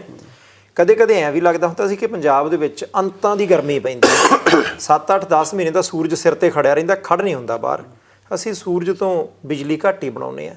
ਹੁਣ ਤੁਹਾਡੇ ਕੋਲ ਇਹ ਵੀ ਮਹਿਕਮਾ ਆ ਗਿਆ ਕਿਤੇ ਨਾ ਕਿਤੇ, ਕੀ ਉਧਰਲੇ ਪਾਸੇ ਨੂੰ ਸਰਕਾਰ ਦਾ ਧਿਆਨ ਹੈਗਾ ਕਿ ਹੌਲੀ ਹੌਲੀ ਬਰਡਨ ਘਟੇ, ਕੋਈ ਊਰਜਾ ਦੇ ਨਵੇਂ ਸਰੋਤ ਜਿਹੜੇ ਨਵਿਆਉਣਯੋਗ ਊਰਜਾ ਦੇ ਆ ਕਿ ਉਧਰਲੇ ਪਾਸੇ ਨੂੰ ਧਿਆਨ ਹੋਵੇ, ਜਾਂ ਕਿਉਂਕਿ ਲੋਕਾਂ ਦਾ ਇੰਟਰਸਟ ਨਹੀਂ ਤਾਂ ਤੁਸੀਂ ਵੀ ਘੇਸਲ ਜੀ ਤਾਂ ਨਹੀਂ ਮਾਰੀ? ਨਹੀਂ, ਅਸੀਂ ਤਾਂ ਮੈਂ ਜਿਸ ਦਿਨ ਦੀ ਸੀਐਮ ਸਾਹਿਬ ਨੇ, ਮਾਨ ਸਾਹਿਬ ਨੇ ਜ਼ਿੰਮੇਵਾਰੀ ਸੌਂਪੀ ਹੈ ਜੀ, ਮੇਰਾ ਤਾਂ ਆਪ ਦੇ ਖੈਰ ਇਹ ਬਹੁਤ ਇੰਟਰਸਟ ਵਾਲਾ ਡਿਪਾਰਟਮੈਂਟ ਹੈ, ਕਿਉਂਕਿ ਇਹ ਉਹ ਮਹਿਕਮਾ ਹੈ ਵੀ ਜਿੱਥੋਂ ਤੁਸੀਂ ਜਿਹੜੀ ਇੱਕ, ਚਾਹੇ ਉਹ ਪਾਣੀ ਦਾ, ਚਲੋ ਪੰਜਾਬ 'ਚ ਉਹਦੇ ਘੱਟ ਨੇ, ਚਾਹੇ ਉਹ ਬਿਜਲੀ ਦਾ, ਇਹ એનર્ਜੀ ਤਾਂ ਇਹੀ ਜਿਹੜੀ ਪਰਮਾਤਮਾ ਵੱਲੋਂ ਗੋਡ ਗਿਫਟਡ ਹੈ, ਆਪਾਂ ਜੇ ਉਹਨੂੰ ਯੂਟਿਲਾਈਜ਼ ਨਹੀਂ ਕਰ ਸਕਦੇ ਤਾਂ ਫਿਰ ਕੋਈ ਫਾਇਦਾ ਨਹੀਂ। ਔਰ ਜਿੱਥੇ ਤੱਕ ਰਿਹਾ ਸੋਲਰ ਦਾ, ਪੰਜਾਬ ਦੇ ਵਿੱਚ ਬੇਸਿਕਲੀ 2 ਮਾਡਲ ਨੇ ਜਿਹੜੇ ਇਹ 'ਚ ਕਾਮਯਾਬ ਨੇ। ਇੱਕ ਸੋਲਰ ਦਾ, ਸੋਲਰ ਨੂੰ ਅਸੀਂ ਵੱਡੇ ਪੱਧਰ ਦੇ ਉੱਪਰ, ਮੇਰਾ ਤਾਂ ਇਨਫੈਕਟ ਇੱਥੋਂ ਤੱਕ ਅਸੀਂ ਪਲਾਨ ਹੈ ਜਿਹੜਾ ਸਟ੍ਰੈਟਜੀ ਉਹ ਬਣ ਰਹੀ ਹੈ ਵੀ ਜਿੰਨੇ ਐਗਰੀਕਲਚਰ ਪੰਪ ਸੈਟਸ ਨੇ 1.5 ਲੱਖ ਦੇ ਕਰੀਬ ਤਾਂ ਹੈਗਾ ਜਿਨ੍ਹਾਂ ਕੋਲ ਕਨੈਕਸ਼ਨ ਹੀ ਨਹੀਂ ਹੈਗੇ, ਅਸੀਂ ਉਹ ਵੀ ਕਰਨ ਲੱਗੇ ਹੋਏ ਹਾਂ। ਜਿਹੜੇ ਦੂਜਾ ਵੀ ਉਹਦਾ ਪਾਵਰ ਸਬਸਿਡੀ ਦਾ ਬਿੱਲ ਵੀ ਬਹੁਤ ਬਣ ਜਾਂਦਾ ਹੈ, ਪਲੱਸ ਕੋਲੇ ਦਾ ਧੂੰਆਂ ਵੀ ਬਹੁਤ ਹੁੰਦਾ ਹੈ, ਅਸੀਂ ਉਹ ਵੀ ਕਰਨ ਲੱਗੇ ਹੋਏ ਹਾਂ। ਸੋਲਰ ਰੂਫ ਟਾਪ ਸੋਲਰ ਹੈ, ਕਨਾਲ ਟਾਪ ਸੋਲਰ ਹੈ, ਇਨਫੈਕਟ ਫਲੋਟਿੰਗ ਸੋਲਰ ਨੇ ਜਿਹੜੇ, ਉਹ ਸਾਰੇ ਦੇ ਉੱਪਰ ਕੰਮ ਹੈ ਜਿਹੜਾ ਉਹ ਵੱਡੇ ਪੱਧਰ ਦੇ ਉੱਪਰ ਚੱਲ ਰਿਹਾ ਹੈ। ਸਾਰੇ ਗਵਰਨਮੈਂਟ ਆਫਿਸਿਸ ਨੂੰ ਸੋਲਰਾਈਜ਼ ਕਿਵੇਂ ਕਰਨਾ ਹੈ ਉਹਦੇ ਉੱਪਰ ਵੀ ਪ੍ਰੋਜੈਕਟ ਸਾਡਾ ਚੱਲ ਰਿਹਾ ਹੈ। ਇਸ ਤੋਂ ਵੀ ਵੱਡਾ ਇਹ ਤਾਂ ਹੋ ਗਿਆ ਕਿ ਜਿਹੜਾ ਆਮ ਲੋਕਾਂ ਨੂੰ ਨੋਨ ਸੋਰਸ ਆਫ ਐਨਰਜੀ ਹੈਗਾ ਜੀ। ਇਸ ਤੋਂ ਵੀ ਵੱਡਾ ਬਾਈ ਜੀ ਜਿਹੜਾ ਪੰਜਾਬ ਦੇ ਵਿੱਚ ਵੈਕਿਊਮ ਹੈਗਾ ਤੇ ਪੋਟੈਂਸ਼ੀਅਲ ਹੈਗਾ, ਉਹ ਹੈਗਾ ਐਗਰੀਕਲਚਰ ਵੇਸਟ ਟੂ ਐਨਰਜੀ, ਜਿਹੜੀ ਪਰਾਲੀ ਤੋਂ ਆਪਾਂ ਐਨਰਜੀ ਬਣਾਉਣ ਦਾ ਜਿਹੜਾ ਕੰਮ ਹੈ। ਅਰੋੜਾ ਸਾਹਿਬ, ਮੇਰੀ ਬੇਨਤੀ ਸੁਣਿਓ, ਇੱਕ ਵਾਰੀ ਆਪਣੇ ਪੁਰਾਣੇ ਮੰਤਰੀ ਸਾਹਿਬ ਨੇ ਇਦਾਂ ਹੀ ਕਿਹਾ ਸੀ, ਸਾਨੂੰ ਮੁੜ ਕੇ ਕੋਈ ਲੱਗਾ ਲੱਭਾ ਨਹੀਂ, ਜੋ ਕਿ ਉਹ ਧਿਆਨ ਨਾ ਕਿਉ। ਮੈਂ ਨਹੀਂ ਤਾਂ ਐਤਕੀ ਪਰਾਲੀ ਲੱਭਣੀ ਨਹੀਂ ਸੀ ਜੇ ਲੱਗੇ ਹੁੰਦੇ। ਹਾਂ, ਜੇ ਲੱਗੇ ਹੁੰਦੇ ਮੈਂ ਤੁਹਾਨੂੰ ਉਹੀ ਦੱਸਦਾ। ਹੁਣ ਚੱਕਰ ਕੀ ਹੈ, ਮੇਰੀ ਗੱਲ ਥੋੜੀ ਜਿਹੀ ਬਰੀਕੀ ਵਾਲੀ ਹੋਊਗੀ, ਪਰ ਧਿਆਨ ਨਾਲ ਸੁਣਿਓ, ਆਰਾਮ ਨਾਲ ਜੀ। ਮੈਂ ਜਿਹੜੀ ਗੱਲ ਜਦੋਂ ਕੁਛ ਹੱਥ ਪੱਲੇ ਹੁੰਦਾ ਮੈਂ ਉਹਦੀ ਕਹਿਣਾ, ਮੈਂ ਪਹਿਲਾਂ ਕਹਿੰਦਾ ਨਹੀਂ ਹੈਗਾ। ਠੀਕ ਹੈ ਜੀ। ਬਾਈ ਜੀ ਹੁਣ ਪੰਜਾਬ ਦੇ ਵਿੱਚ 20 ਮਿਲੀਅਨ ਟਨ ਯਾਨੀ ਕਿ 2 ਕਰੋੜ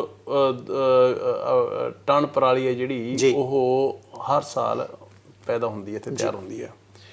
ਹੁਣ ਇਹਦੇ ਵਿੱਚ ਇਹਨਾਂ ਨੇ ਕੀਤਾ ਕਿ ਸਾਡੀ ਡਿਪਾਰਟਮੈਂਟ ਨੇ, ਪੇਡਾਂ ਨੇ 43 LOIਆਂ ਤਾਂ ਵੰਡਤੀਆਂ।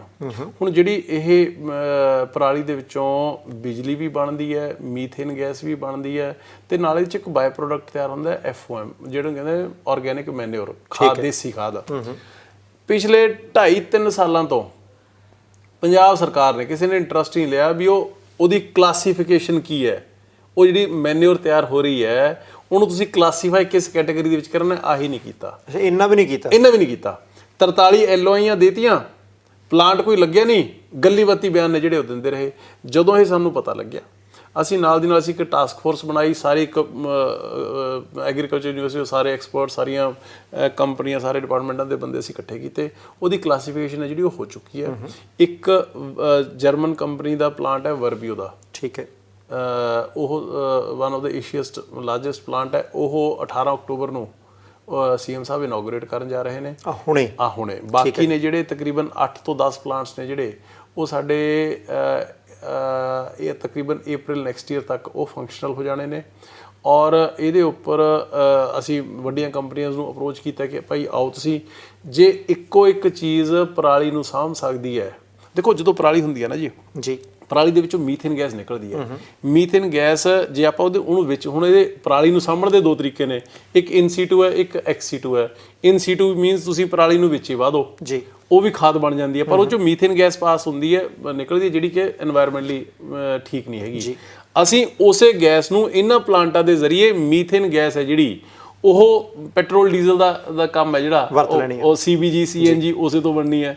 ਸੋ ਉਹਨੂੰ ਉਧਰ ਚੈਨਲਾਈਜ਼ ਕਰ ਰਹੇ ਹਾਂ ਤੇ ਪੰਜਾਬ ਦੇ ਕਿਸਾਨਾਂ ਨੂੰ ਅਸੀਂ ਹੌਲੀ ਹੌਲੀ ਇਸ ਪਾਸੇ ਲੈ ਕੇ ਜਾਣਾ ਹੈ ਵੀ ਭਾਈ ਜਿਹੜੀਆਂ ਆਹ ਯੂਰੀਆ ਨੇ ਤੇ ਫਰਟੀਲਾਈਜ਼ਰਾਂ ਨੇ ਪੰਜਾਬ ਦੀ ਧਰਤੀ ਦਾ ਨੁਕਸਾਨ ਬਹੁਤ ਕਰਤਾ, ਕੈਂਸਰ ਕੈਪੀਟਲ ਬਣ ਚੁੱਕਿਆ। ਤੁਸੀਂ ਆਰਗੈਨਿਕ ਮੈਨਿਓਰ ਹੈ ਜਿਹੜੀ ਕਿ ਪਰਾਲੀ ਤੋਂ ਹੀ ਬਣੀ ਹੈ, ਠੀਕ ਹੈ ਨਾ, ਉਸੇ ਨੂੰ ਪਾਓ, ਉਹ ਸਭ ਤੋਂ ਵਧੀਆ ਮੈਨਿਓਰ ਉਹੀ ਹੈ। ਸੋ ਇਹਨੂੰ ਇਸ ਪਾਸੇ ਲੈ ਕੇ ਜਾਣ ਦੇ ਵਿੱਚ ਸਾਨੂੰ 2-4-5 ਸਾਲ ਹੋ ਸਕਦਾ ਲੱਗ ਜਾਣ, ਕਿਉਂਕਿ ਜੇ ਸਪੋਜ਼ ਅੱਜ ਯੂਰੀਆ ਪਾ ਕੇ ਕੋਈ ਦੇਸੀ ਖਾਦ ਪਾਉਂਦਾ, ਹੋ ਸਕਦਾ ਝਾੜ ਘਟ ਜੇ।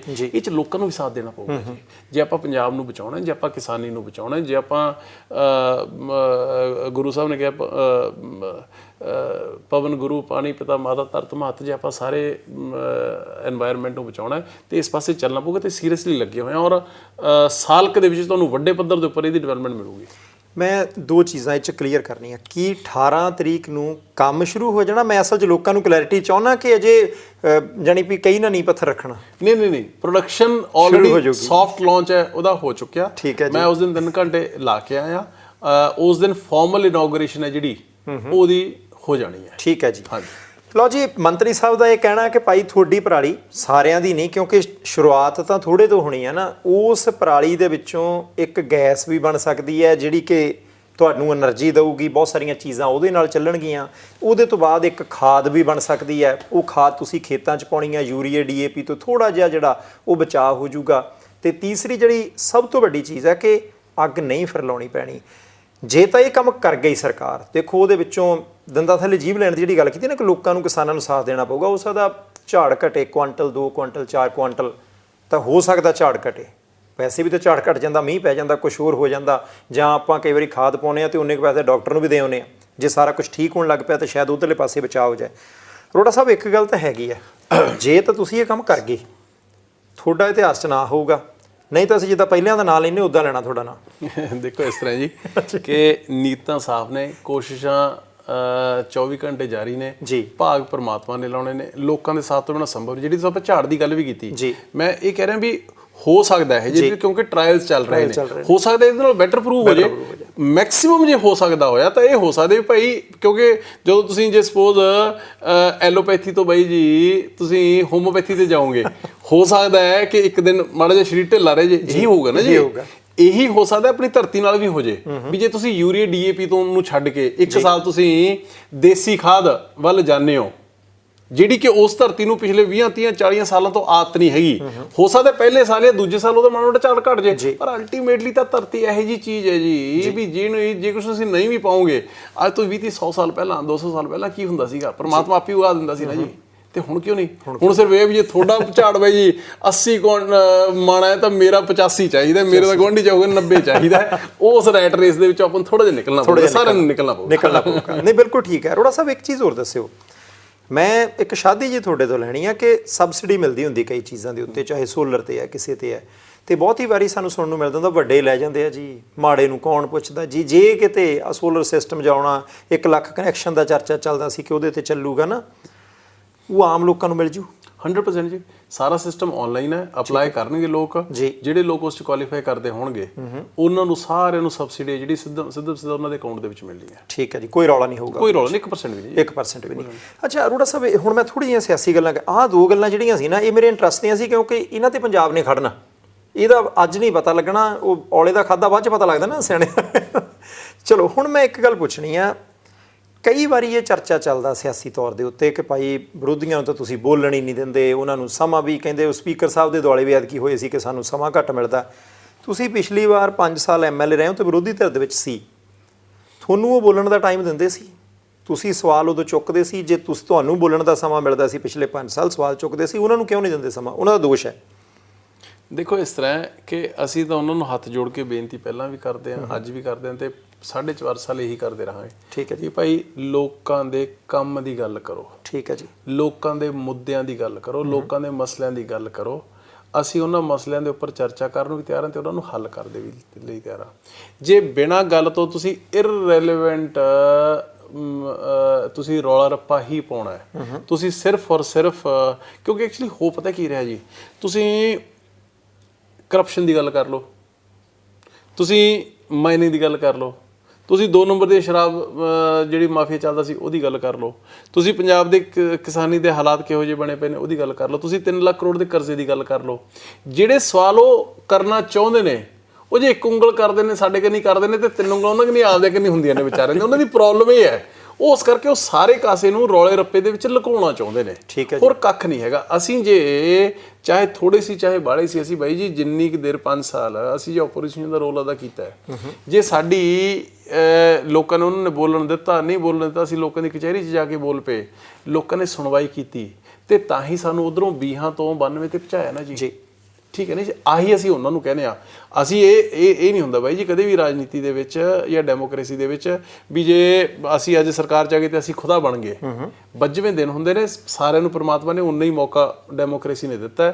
ਅਸੀਂ ਇਹ ਕਹਿੰਦੇ ਵੀ ਸਾਡੀ ਕਾਰਗੁਜ਼ਾਰੀ ਨੂੰ ਬਿਹਤਰ ਕਰਨ ਦੇ ਲਈ ਵੀ ਆਪੋਜੀਸ਼ਨ ਜੇ ਚੰਗਾ ਰੋਲ ਅਦਾ ਕਰੂਗੀ ਤਾਂ ਅਸੀਂ ਬੈਟਰ ਪਰਫਾਰਮ ਕਰਾਂਗੇ। ਜੇ ਆਪੋਜੀਸ਼ਨ ਖਤਮ ਹੋ ਜਾਏ, ਚਾਹੇ ਪੰਜਾਬ 'ਚ ਖਤਮ ਹੋ ਜਾਏ ਚਾਹੇ ਸੈਂਟਰ 'ਚ ਖਤਮ ਹੋ ਜਾਏ, ਤੇ ਦੈਟ ਮੀਨਸ ਡੈਮੋਕ੍ਰੇਸੀ ਕਮਜ਼ੋਰ ਹੋਊਗੀ। ਜਦੋਂ ਡੈਮੋਕ੍ਰੇਸੀ ਕਮਜ਼ੋਰ ਹੋਊਗੀ ਉਦੋਂ ਲੋਕਾਂ ਦਾ ਨੁਕਸਾਨ ਹੋਊਗਾ। ਅਸੀਂ ਉਹਨਾਂ ਨੂੰ ਇਹ ਕਹਿੰਦੇ ਆ ਕਿ ਤੁਸੀਂ ਕੰਮ ਦੀ ਗੱਲ ਕਰੋ, ਲੋਕਾਂ ਦੇ ਮੁੱਦੇ ਮਸਲੇ ਚੱਕੋ, ਅਸੀਂ ਸੁਣਾਂਗੇ ਵੀ, ਹੱਲ ਵੀ ਕਰਾਂਗੇ। ਪਰ ਜੇ ਇਕੱਲੇ ਬਿਨਾਂ ਗੱਲ ਤੋਂ ਰੌਲੀ ਪਾਉਣਾ, ਉਹ ਤਾਂ ਫਿਰ ਕੀ ਕਰ ਸਕਦੇ ਹਾਂ। ਅਰੋੜਾ ਸਾਹਿਬ, ਤੁਹਾਡੇ ਕੋਲ ਜਿਹੜੇ 3 ਵਿਭਾਗ ਨੇ, ਉਹਨਾਂ ਦਾ ਕੰਮ ਤੁਸੀਂ ਦਿੱਲੀ ਵਾਲਿਆਂ ਦੇ ਕਹਿਣ ਤੇ ਕਰਦੇ ਹੋ ਕਿ BJP ਵਾਲਿਆਂ ਦੇ ਕਹਿਣ ਤੇ ਕਰਦੇ ਹੋ? ਮੈਂ ਸਵਾਲ ਕਿਉਂ ਪੁੱਛਿਆ, ਕਿਉਂਕਿ ਪੰਜਾਬ ਦੇ ਵਿੱਚ ਸੁਖਬੀਰ ਸਿੰਘ ਬਾਦਲ ਸਾਹਿਬ ਕਹਿੰਦੇ ਜੀ ਤੁਸੀਂ BJP ਦੀ B ਟੀਮ ਹੋ, ਉਧਰਲੇ ਪਾਸੇ ਕਾਂਗਰਸੀ ਕਹਿੰਦੇ ਜੀ ਪੰਜਾਬ ਵਾਲੇ ਕੁਝ ਨਹੀਂ ਕਰਦੇ, ਦਿੱਲੀ ਵਾਲੇ ਹੀ ਕਰਾਉਂਦੇ। ਇਹਨਾਂ ਤੋਂ ਤੁਹਾਡੇ ਤੋਂ ਕੌਣ ਕਰਾਉਂਦਾ? ਸਾਡੇ ਤੋਂ ਉੱਪਰਲਾ ਪਰਮਪਿਤਾ ਪਰਮਾਤਮਾ ਕਰਾ ਰਿਹਾ। ਠੀਕ ਹੈ ਜੀ, ਉਹ ਕਰਾ ਰਿਹਾ। ਅਸੀਂ ਸਾਡੀ ਆਪਦੀ ਕੋਈ ਹਸਤੀ ਨਹੀਂ ਹੈਗੀ, ਨਾ ਅਰਵਿੰਦ ਕੇਜਰੀਵਾਲ ਜੀ, ਨਾ ਭਗਵੰਤ ਮਾਨ ਜੀ, ਨਾ ਨੀਚੇ ਤੱਕ। ਅਸੀਂ ਤਾਂ ਸਾਰੇ ਇੱਕੋ ਹੀ ਗੱਲ ਕਹਿੰਦੇ ਵੀ ਪ੍ਰਮਾਤਮਾ ਜਿੱਡਾ ਵੱਡਾ ਮਾਣ ਤੁਸੀਂ ਸਾਨੂੰ ਬਖਸ਼ਿਆ, ਕੋਈ ਇਹੋ ਜਿਹਾ ਗਲਤ ਕੰਮ ਸਾਡੇ ਹੱਥੋਂ ਨਾ ਕਰਾ ਦਿਓ ਕਿ ਜਿਹੜਾ ਸਾਡੀ ਜ਼ਮੀਰ ਦੇ ਅਗੇਂਸਟ ਹੋਵੇ। ਠੀਕ ਹੈ ਜੀ। ਸੋ ਇਸ ਕਰਕੇ ਇਹਨੂੰ ਹੁਣ ਉਹ ਚਾਹੇ ਜੋ ਮਰਜ਼ੀ ਕਹੀ ਜਾਣ, ਕਠਪੁਤਲੀਆਂ ਉਹ ਹੋਣਗੇ। ਅਸੀਂ ਤਾਂ ਸਿਰਫ ਉਹਦੀ ਪ੍ਰਮਾਤਮਾ ਦੀ ਕਠਪੁਤਲੀ ਬਣ ਕੇ ਰਹਿਣਾ ਚਾਹੁੰਦੇ ਹਾਂ। ਇੱਥੋਂ ਦੇ ਜਿਹੜੇ ਪੋਲੀਟੀਕਲ ਡਿਸੀਜਨ ਨੇ ਜਿਹੜੇ, ਉਹ ਇੱਥੋਂ ਦੀ ਲੀਡਰਸ਼ਿਪ ਲੈਂਦੀ ਹੈ। ਠੀਕ ਹੈ ਜੀ। ਹਾਂ, ਸਾਡੇ ਕੋਲ ਇੱਕ ਇਹੋ ਜਿਹੀ ਲੀਡਰਸ਼ਿਪ ਹੈਗੀ ਦਿੱਲੀ ਦੇ ਵਿੱਚ ਅਰਵਿੰਦ ਕੇਜਰੀਵਾਲ ਜੀ ਦੇ ਰੂਪ ਦੇ ਵਿੱਚ, ਜਿਨ੍ਹਾਂ ਦਾ ਸਾਡੇ ਨਾਲੋਂ ਕਿਤੇ ਵੱਧ ਤਜਰਬਾ ਹੈ। 8-9 ਸਾਲ ਹੋ ਗਏ ਉਹਨਾਂ ਨੂੰ ਸਰਕਾਰ ਨੂੰ ਚਲਾਉਂਦਿਆਂ। ਉਹਨਾਂ ਦੀ ਕਾਰਗੁਜ਼ਾਰੀ ਔਰ ਮਾਡਲ ਆਫ ਗਵਰਨੈਂਸ ਵੀ ਇਹੋ ਜਿਹਾ ਰਿਹਾ ਜਿਹਨੂੰ ਇਕੱਲਾ ਮੁਲਕ ਨਹੀਂ ਐਪਰੀਸ਼ੀਏਟ ਕਰ ਰਿਹਾ, ਪੂਰੀ ਦੁਨੀਆ ਐਪਰੀਸ਼ੀਏਟ ਕਰ ਰਹੀ ਹੈ। ਮੈਂ ਬਾਈ ਜੀ ਇਹ ਮੰਨ ਕੇ ਚੱਲਦਾ ਵੀ ਜੇ ਤੁਹਾਨੂੰ ਕਿਤੋਂ ਸਿਆਣਪ ਮਿਲਦੀ ਹੋਵੇ, ਚੰਗੀ ਰਾਏ ਮਿਲਦੀ ਹੋਵੇ, ਗੁਆਂਢੀਆਂ ਕੋਲੋਂ ਜਾਂ ਦੁਸ਼ਮਣਾਂ ਕੋਲੋਂ ਵੀ ਮਿਲਦੀ ਹੋਵੇ, ਤੇ ਤੁਹਾਨੂੰ ਜਾ ਕੇ ਲੈ ਲੈਣੀ ਚਾਹੀਦੀ ਹੈ। ਜੇ ਅਸੀਂ ਉਸ ਸੰਬੰਧ ਦੇ ਵਿੱਚ, ਹੁਣ ਸਪੋਜ਼ ਮੈਂ ਆਪਦੇ ਹਾਊਸਿੰਗ ਦੇ ਵਿੱਚ ਮੈਨੂੰ 3 ਮਹੀਨੇ ਦਾ ਤਜਰਬਾ ਹੈ, ਉੱਥੇ ਉਹਨਾਂ ਨੂੰ ਤਜਰਬਾ ਹੈ ਜਿਹੜਾ ਉਸ ਇੱਕ ਸਿਟੀ ਸਟੇਟ ਚਲਾ ਰਹੇ ਨੇ ਜੀ। ਠੀਕ ਹੈ ਨਾ। ਜੇ ਉਹਨਾਂ ਕੋਲੇ ਤਕਰੀਬਨ 8 ਸਾਲ ਦਾ ਤਜਰਬਾ ਹੈ, ਜੇ ਮੈਨੂੰ ਕੋਈ ਡਾਊਟ ਹੋਊਗਾ ਮੈਂ ਆਪਦੇ ਮੁੱਖ ਮੰਤਰੀ ਨਾਲ ਸਲਾਹ ਕਰੂੰ, ਮੈਂ ਆਪਦੇ ਅਫਸਰਾਂ ਨਾਲ ਸਲਾਹ ਕਰੂੰ, ਤੇ ਮੈਂ ਜਾ ਕੇ ਜੇ ਉਹਨਾਂ ਕੋਲ ਰਾਏ ਲੈ ਲੂੰਗਾ। ਸਾਡਾ ਤਾਂ ਵੈਸੇ ਹੀ ਨੌਲੇਜ ਸ਼ੇਅਰਿੰਗ ਐਗਰੀਮੈਂਟ ਹੈ, ਤੇ ਇਹਦੇ 'ਚ ਗਲਤ ਕੀ ਹੈ? ਮੈਨੂੰ ਤਾਂ ਨਹੀਂ ਕੋਈ ਸ਼ਰਮ ਮਹਿਸੂਸ ਹੁੰਦੀ ਹੈਗੀ। ਮੈਂ ਤਾਂ ਕਹਿੰਦਾ ਜੇ ਮੈਨੂੰ 7 ਬਗਾਨੇ ਤੋਂ, ਮੈਂ ਕਹਿੰਦਾ ਕੋਈ ਸਿਆਣੀ ਗੱਲ ਮੈਨੂੰ ਕਾਂਗਰਸ ਵਾਲੇ ਜਾਂ ਅਕਾਲੀ ਦਲ ਵਾਲੇ ਵੀ ਕਰਦੇ ਹੁਣ, ਮੈਂ ਤਾਂ ਨੰਗੇ ਪੈਰੀ ਜਾ ਕੇ ਉਹਨਾਂ ਤੋਂ ਪੁੱਛ ਲੂੰਗਾ ਜੀ। ਮੇਰੀ ਕੋਈ ਸ਼ਾਨ 'ਚ ਫਰਕ ਥੋੜ੍ਹਾ ਪੈਂਦਾ ਜਦੋਂ ਲੋਕਾਂ ਨੇ ਚਾਕਰੀ ਤੇ ਲਾਤਾ, ਜਿਹੜੀ ਡਿਊਟੀ ਲਾਤੀ ਤੇ ਉਹ ਕਰਨੀ ਚਾਹੀਦੀ। ਇਹ 'ਚ ਗਲਤ ਕੀ ਹੈ? ਹੁਣ ਇਹਦੇ 'ਚ ਹੁਣ ਇੱਕ ਗੱਲ ਪਲੀਜ਼ ਇੱਕ ਗੱਲ ਹੋਰ, ਮੈਨੂੰ ਤੁਸੀਂ ਗੱਲ ਦੱਸੋ। ਉਹ ਇਹ ਜੋ ਮਰਜ਼ੀ ਕਹੀ ਜਾਂਦੇ ਨੇ, ਜਿਹੜੇ ਹੁਣ ਤੱਕ 70 ਸਾਲ ਪੰਜਾਬ ਹੈ ਜਿਹੜਾ, ਉਹ ਇਹਨਾਂ ਸੋ ਕਾਲਡ ਜਿਹੜੇ ਆਪਦੇ ਆਪ ਨੂੰ ਪੰਜਾਬ ਦੇ ਰਹਿਬਰ ਕਹਾਉਂਦੇ ਨੇ, ਚਾਹੇ ਬਾਦਲ ਪਰਿਵਾਰ ਹੋ ਗਿਆ, ਤੇ ਚਾਹੇ ਕੈਪਟਨ ਸਾਹਿਬ ਹੋ ਗਏ, ਤੇ ਚਾਹੇ ਫਲਾਣੇ ਧਮਕਾਣੇ ਕਾਂਗਰਸੀ ਅਕਾਲੀ ਜਿੰਨੇ ਹੋ ਗਏ, 70 ਸਾਲ ਇਹਨਾਂ ਦੇ ਵਿੱਚ ਹੀ ਰਿਹਾ। 70 ਸਾਲ ਪੰਜਾਬ ਦੇ ਕਿਹੜੇ ਝੰਡੇ ਕੱਢਤੇ ਜੀ ਇਹਨਾਂ ਨੇ ਜੀ? ਉਹ ਪੰਥ ਦਾ ਨਾਂ ਤੇ ਪੰਜਾਬੀਅਤ ਦਾ ਨਾਂ ਤੇ ਕਿਸਾਨਾਂ ਦਾ ਨਾਂ ਨਹੀਂ ਵੋਟਾਂ ਲਈਆਂ ਨੇ, 3 ਹੀ ਸੀਗੇ। ਤਿੰਨਾਂ ਚੋਂ ਕੀ ਬਚਿਆ ਅੱਜ ਮੈਨੂੰ ਸਮਝਾ ਦਿਓ ਜੀ। ਪੰਥ ਦਾ ਘਾਣ ਜਿਹੋ ਜਿਹਾ ਸੋ ਕਾਲਡ ਪੰਥਕ ਪਾਰਟੀ ਨੇ ਕੀਤਾ, ਉਹ ਜਿਹਾ ਅੱਜ ਤੱਕ ਕਿਸੇ ਨੇ ਨਹੀਂ ਕੀਤਾ। ਜਿਹੋ ਜਿਹਾ ਪੰਜਾਬੀਆਂ ਦਾ ਤੇ ਕਿਸਾਨਾਂ ਦਾ ਨੁਕਸਾਨ ਇਹਨਾਂ ਪਾਰਟੀਆਂ ਨੇ ਕੀਤਾ, ਇਹਨਾਂ ਲੀਡਰਾਂ ਨੇ ਕੀਤਾ। ਕਿਹੜੇ ਲੱਲਰ ਲਾਤੀ ਜੀ ਇਹਨਾਂ ਨੇ। ਕਿਸੇ ਟਾਈਮ ਦੇ ਵਿੱਚ ਪੰਜਾਬ ਬਾਈ ਜੀ ਜਾਣਿਆ ਜਾਂਦਾ ਸੀ, ਹਰੇਕ ਪੈਰਾਮੀਟਰ ਦੇ ਟੌਪ ਤੇ ਹੁੰਦਾ ਸੀਗਾ। ਅੱਜ ਪੰਜਾਬ ਬੜੇ ਦੁੱਖ ਨਾਲ ਕਹਿਣਾ ਪੈਂਦਾ, ਅੱਜ ਕਾਹ 'ਚ ਜਾਣਾ ਚਾਹੁੰਦਾ ਕਿ ਸਭ ਤੋਂ ਵੱਧ ਕਿਹੜੇ ਸੂਬੇ ਦੇ ਨੌਜਵਾਨ ਬੱਚੇ ਆਪਦਾ ਘਰ ਛੱਡ ਬਾਹਰ ਨੂੰ ਭੱਜ ਰਹੇ ਨੇ ਜੀ? ਪੰਜਾਬ ਦੇ ਨੇ। ਸਭ ਤੋਂ ਵੱਧ ਕਿਹੜੇ ਸੂਬੇ ਦੇ ਬੱਚੇ ਨੌਜਵਾਨ ਮੁੰਡੇ ਨਸ਼ਿਆਂ ਦੀ ਕੰਜ਼ੰਪਸ਼ਨ ਕਿੱਥੇ ਹੋ ਰਹੀ ਹੈ? ਕਿਹੜੇ ਸੂਬੇ 'ਚ ਹੋ ਰਹੀ ਹੈ? ਉਹ ਪੰਜਾਬ ਦੇ ਵਿੱਚ ਹੋ ਰਹੀ ਹੈ ਜੀ। ਸਭ ਤੋਂ ਵੱਧ ਪੂਰੇ ਮੁਲਕ ਦੇ ਵਿੱਚੋਂ ਕਰਜ਼ਈ ਸੂਬਾ ਕਿਹੜਾ ਜੀ? ਉਹ ਪੰਜਾਬ ਹੈ ਜੀ। ਇਹਨਾਂ ਦੀ ਦੇਣ ਹੈ ਜਿਹੜੇ ਅੱਜ ਦਿੱਲੀ ਪੰਜਾਬ ਕਰਦੇ ਨੇ ਨਾ। ਇਹਨਾਂ ਨੂੰ ਕਹਿੰਦੇ ਆ ਵੀ ਭਾਈ ਕਿਰਪਾ ਕਰਕੇ ਤੁਸੀਂ ਹੁਣ ਚੁੱਪ ਦਾ ਦਾਨ ਬਖਸ਼ੋ 5 ਸਾਲ, ਤੇ 5 ਸਾਲਾਂ ਬਾਅਦ ਤੁਸੀਂ ਵੀ ਤੇ ਅਸੀਂ ਵੀ, ਤੁਸੀਂ ਆਪਦੇ 70 ਸਾਲਾਂ ਦੀ ਦਹਾਈ ਦੇ ਕੇ ਵੋਟ ਲੈ ਲਿਓ, ਤੇ ਅਸੀਂ ਆਪਦੇ 5 ਸਾਲਾਂ ਦੀ ਦਹਾਈ ਦੇ ਕੇ 5 ਸਾਲ ਵੋਟ ਮੰਗ ਲਾਂਗੇ। ਲੋਕ ਦੱਸ ਦੇਣਗੇ ਜੀ। ਸੋ ਮੇਰੇ ਕਹਿਣ ਦਾ ਮਤਲਬ ਹੈ ਕਿ ਇਹ ਐਵੇਂ ਲੋਕਾਂ ਨੂੰ ਨਾ ਜੀ ਬੇਵਕੂਫ ਬਣਾਉਣ ਵਾਲੀ, ਉਹਨਾਂ ਦੀ ਅੱਖਾਂ 'ਚ ਘੱਟਾ ਪਾਉਣ ਵਾਲੀ ਗੱਲਾਂ ਕਰਦੇ ਨੇ, ਹੋਰ ਕੱਖ ਨਹੀਂ ਹੈਗਾ। ਪਿਛਲੇ 5 ਸਾਲ ਨਾ ਅਸੀਂ 3 ਸ਼ਬਦ ਸੁਣੇ, ਨਸ਼ਾ ਤਸਕਰ, ਰਾਜਸੀ ਲੀਡਰ ਤੇ ਕੁਝ ਅਫਸਰ। ਤੁਸੀਂ ਕਹਿੰਦੇ ਹੁੰਦੇ ਸੀ ਸਾਰੇ ਆਮ ਆਦਮੀ ਪਾਰਟੀ ਦੇ ਲੀਡਰ ਕਿ ਇਹਨਾਂ ਦਾ ਇੱਕ ਗੱਠ ਜੋੜਾ, ਰਲ ਮਿਲ ਕੇ ਕੰਮ ਚਲਾਈ ਜਾਂਦੇ ਆ। ਵੀਡੀਓ ਤਾਂ ਹੁਣ ਵੀ ਰੋਜ਼ ਹੀ ਆਈ ਜਾਂਦੀਆਂ। ਕੀ ਮੰਨਦੇ ਹੋ ਕਿ ਅਜੇ ਤੱਕ ਵੀ ਉਹ ਗੱਠਜੋੜ ਨਹੀਂ ਟੁੱਟਾ, ਜਾਂ ਅਜੇ ਤੱਕ ਵੀ ਨਸ਼ੇ ਦਾ ਕੰਮ ਚੱਲੀ ਜਾਂਦਾ ਉਧਰਲੇ ਪਾਸੇ? ਕਿਉਂਕਿ ਅਰੋੜਾ ਸਾਹਿਬ ਸੜਕ ਬਣਾ ਲਾਂਗੇ, ਫੈਕਟਰੀ ਲੱਗ ਜੂਗੀ, ਆਪਾਂ ਕਹਿੰਦੇ ਕਿ ਰੁਜ਼ਗਾਰ ਕ੍ਰੀਏਟ ਕਰ ਦਿਆਂਗੇ, ਸਾਰਾ ਕੁਝ ਕਰ ਦਿਓਗੇ, ਤੇ ਜੇ ਉੱਥੇ ਕੰਮ ਕਰਨ ਵਾਲਾ ਹੀ ਜਿਹੜਾ ਕਿਤੇ ਨਸ਼ੇ ਦੇ ਵਿੱਚ ਹੋਇਆ ਤਾਂ ਫਿਰ ਕਹਾਣੀ ਕਿੱਧਰ ਨੂੰ ਜਾਊਗੀ? ਜੜ੍ਹਾਂ ਹੀ ਉਖੜੀ ਜਾਂਦੀਆਂ। ਹੁਣ ਇਹ 'ਚ ਬਾਈ ਜੀ ਤੁਸੀਂ 3 ਨਾਮ ਲਏ ਨੇ ਜੀ, ਲੀਡਰ, ਪੁਲਿਸ ਅਫਸਰ ਤੇ ਮਾਫੀਆ। ਲੀਡਰਸ਼ਿਪ ਵਾਲਾ ਜਿਹੜੀ ਇਨਵੋਲਵਮੈਂਟ ਸੀਗੀ ਉਹ 100% ਉਹ ਖਤਮ ਹੋ ਚੁੱਕੀ।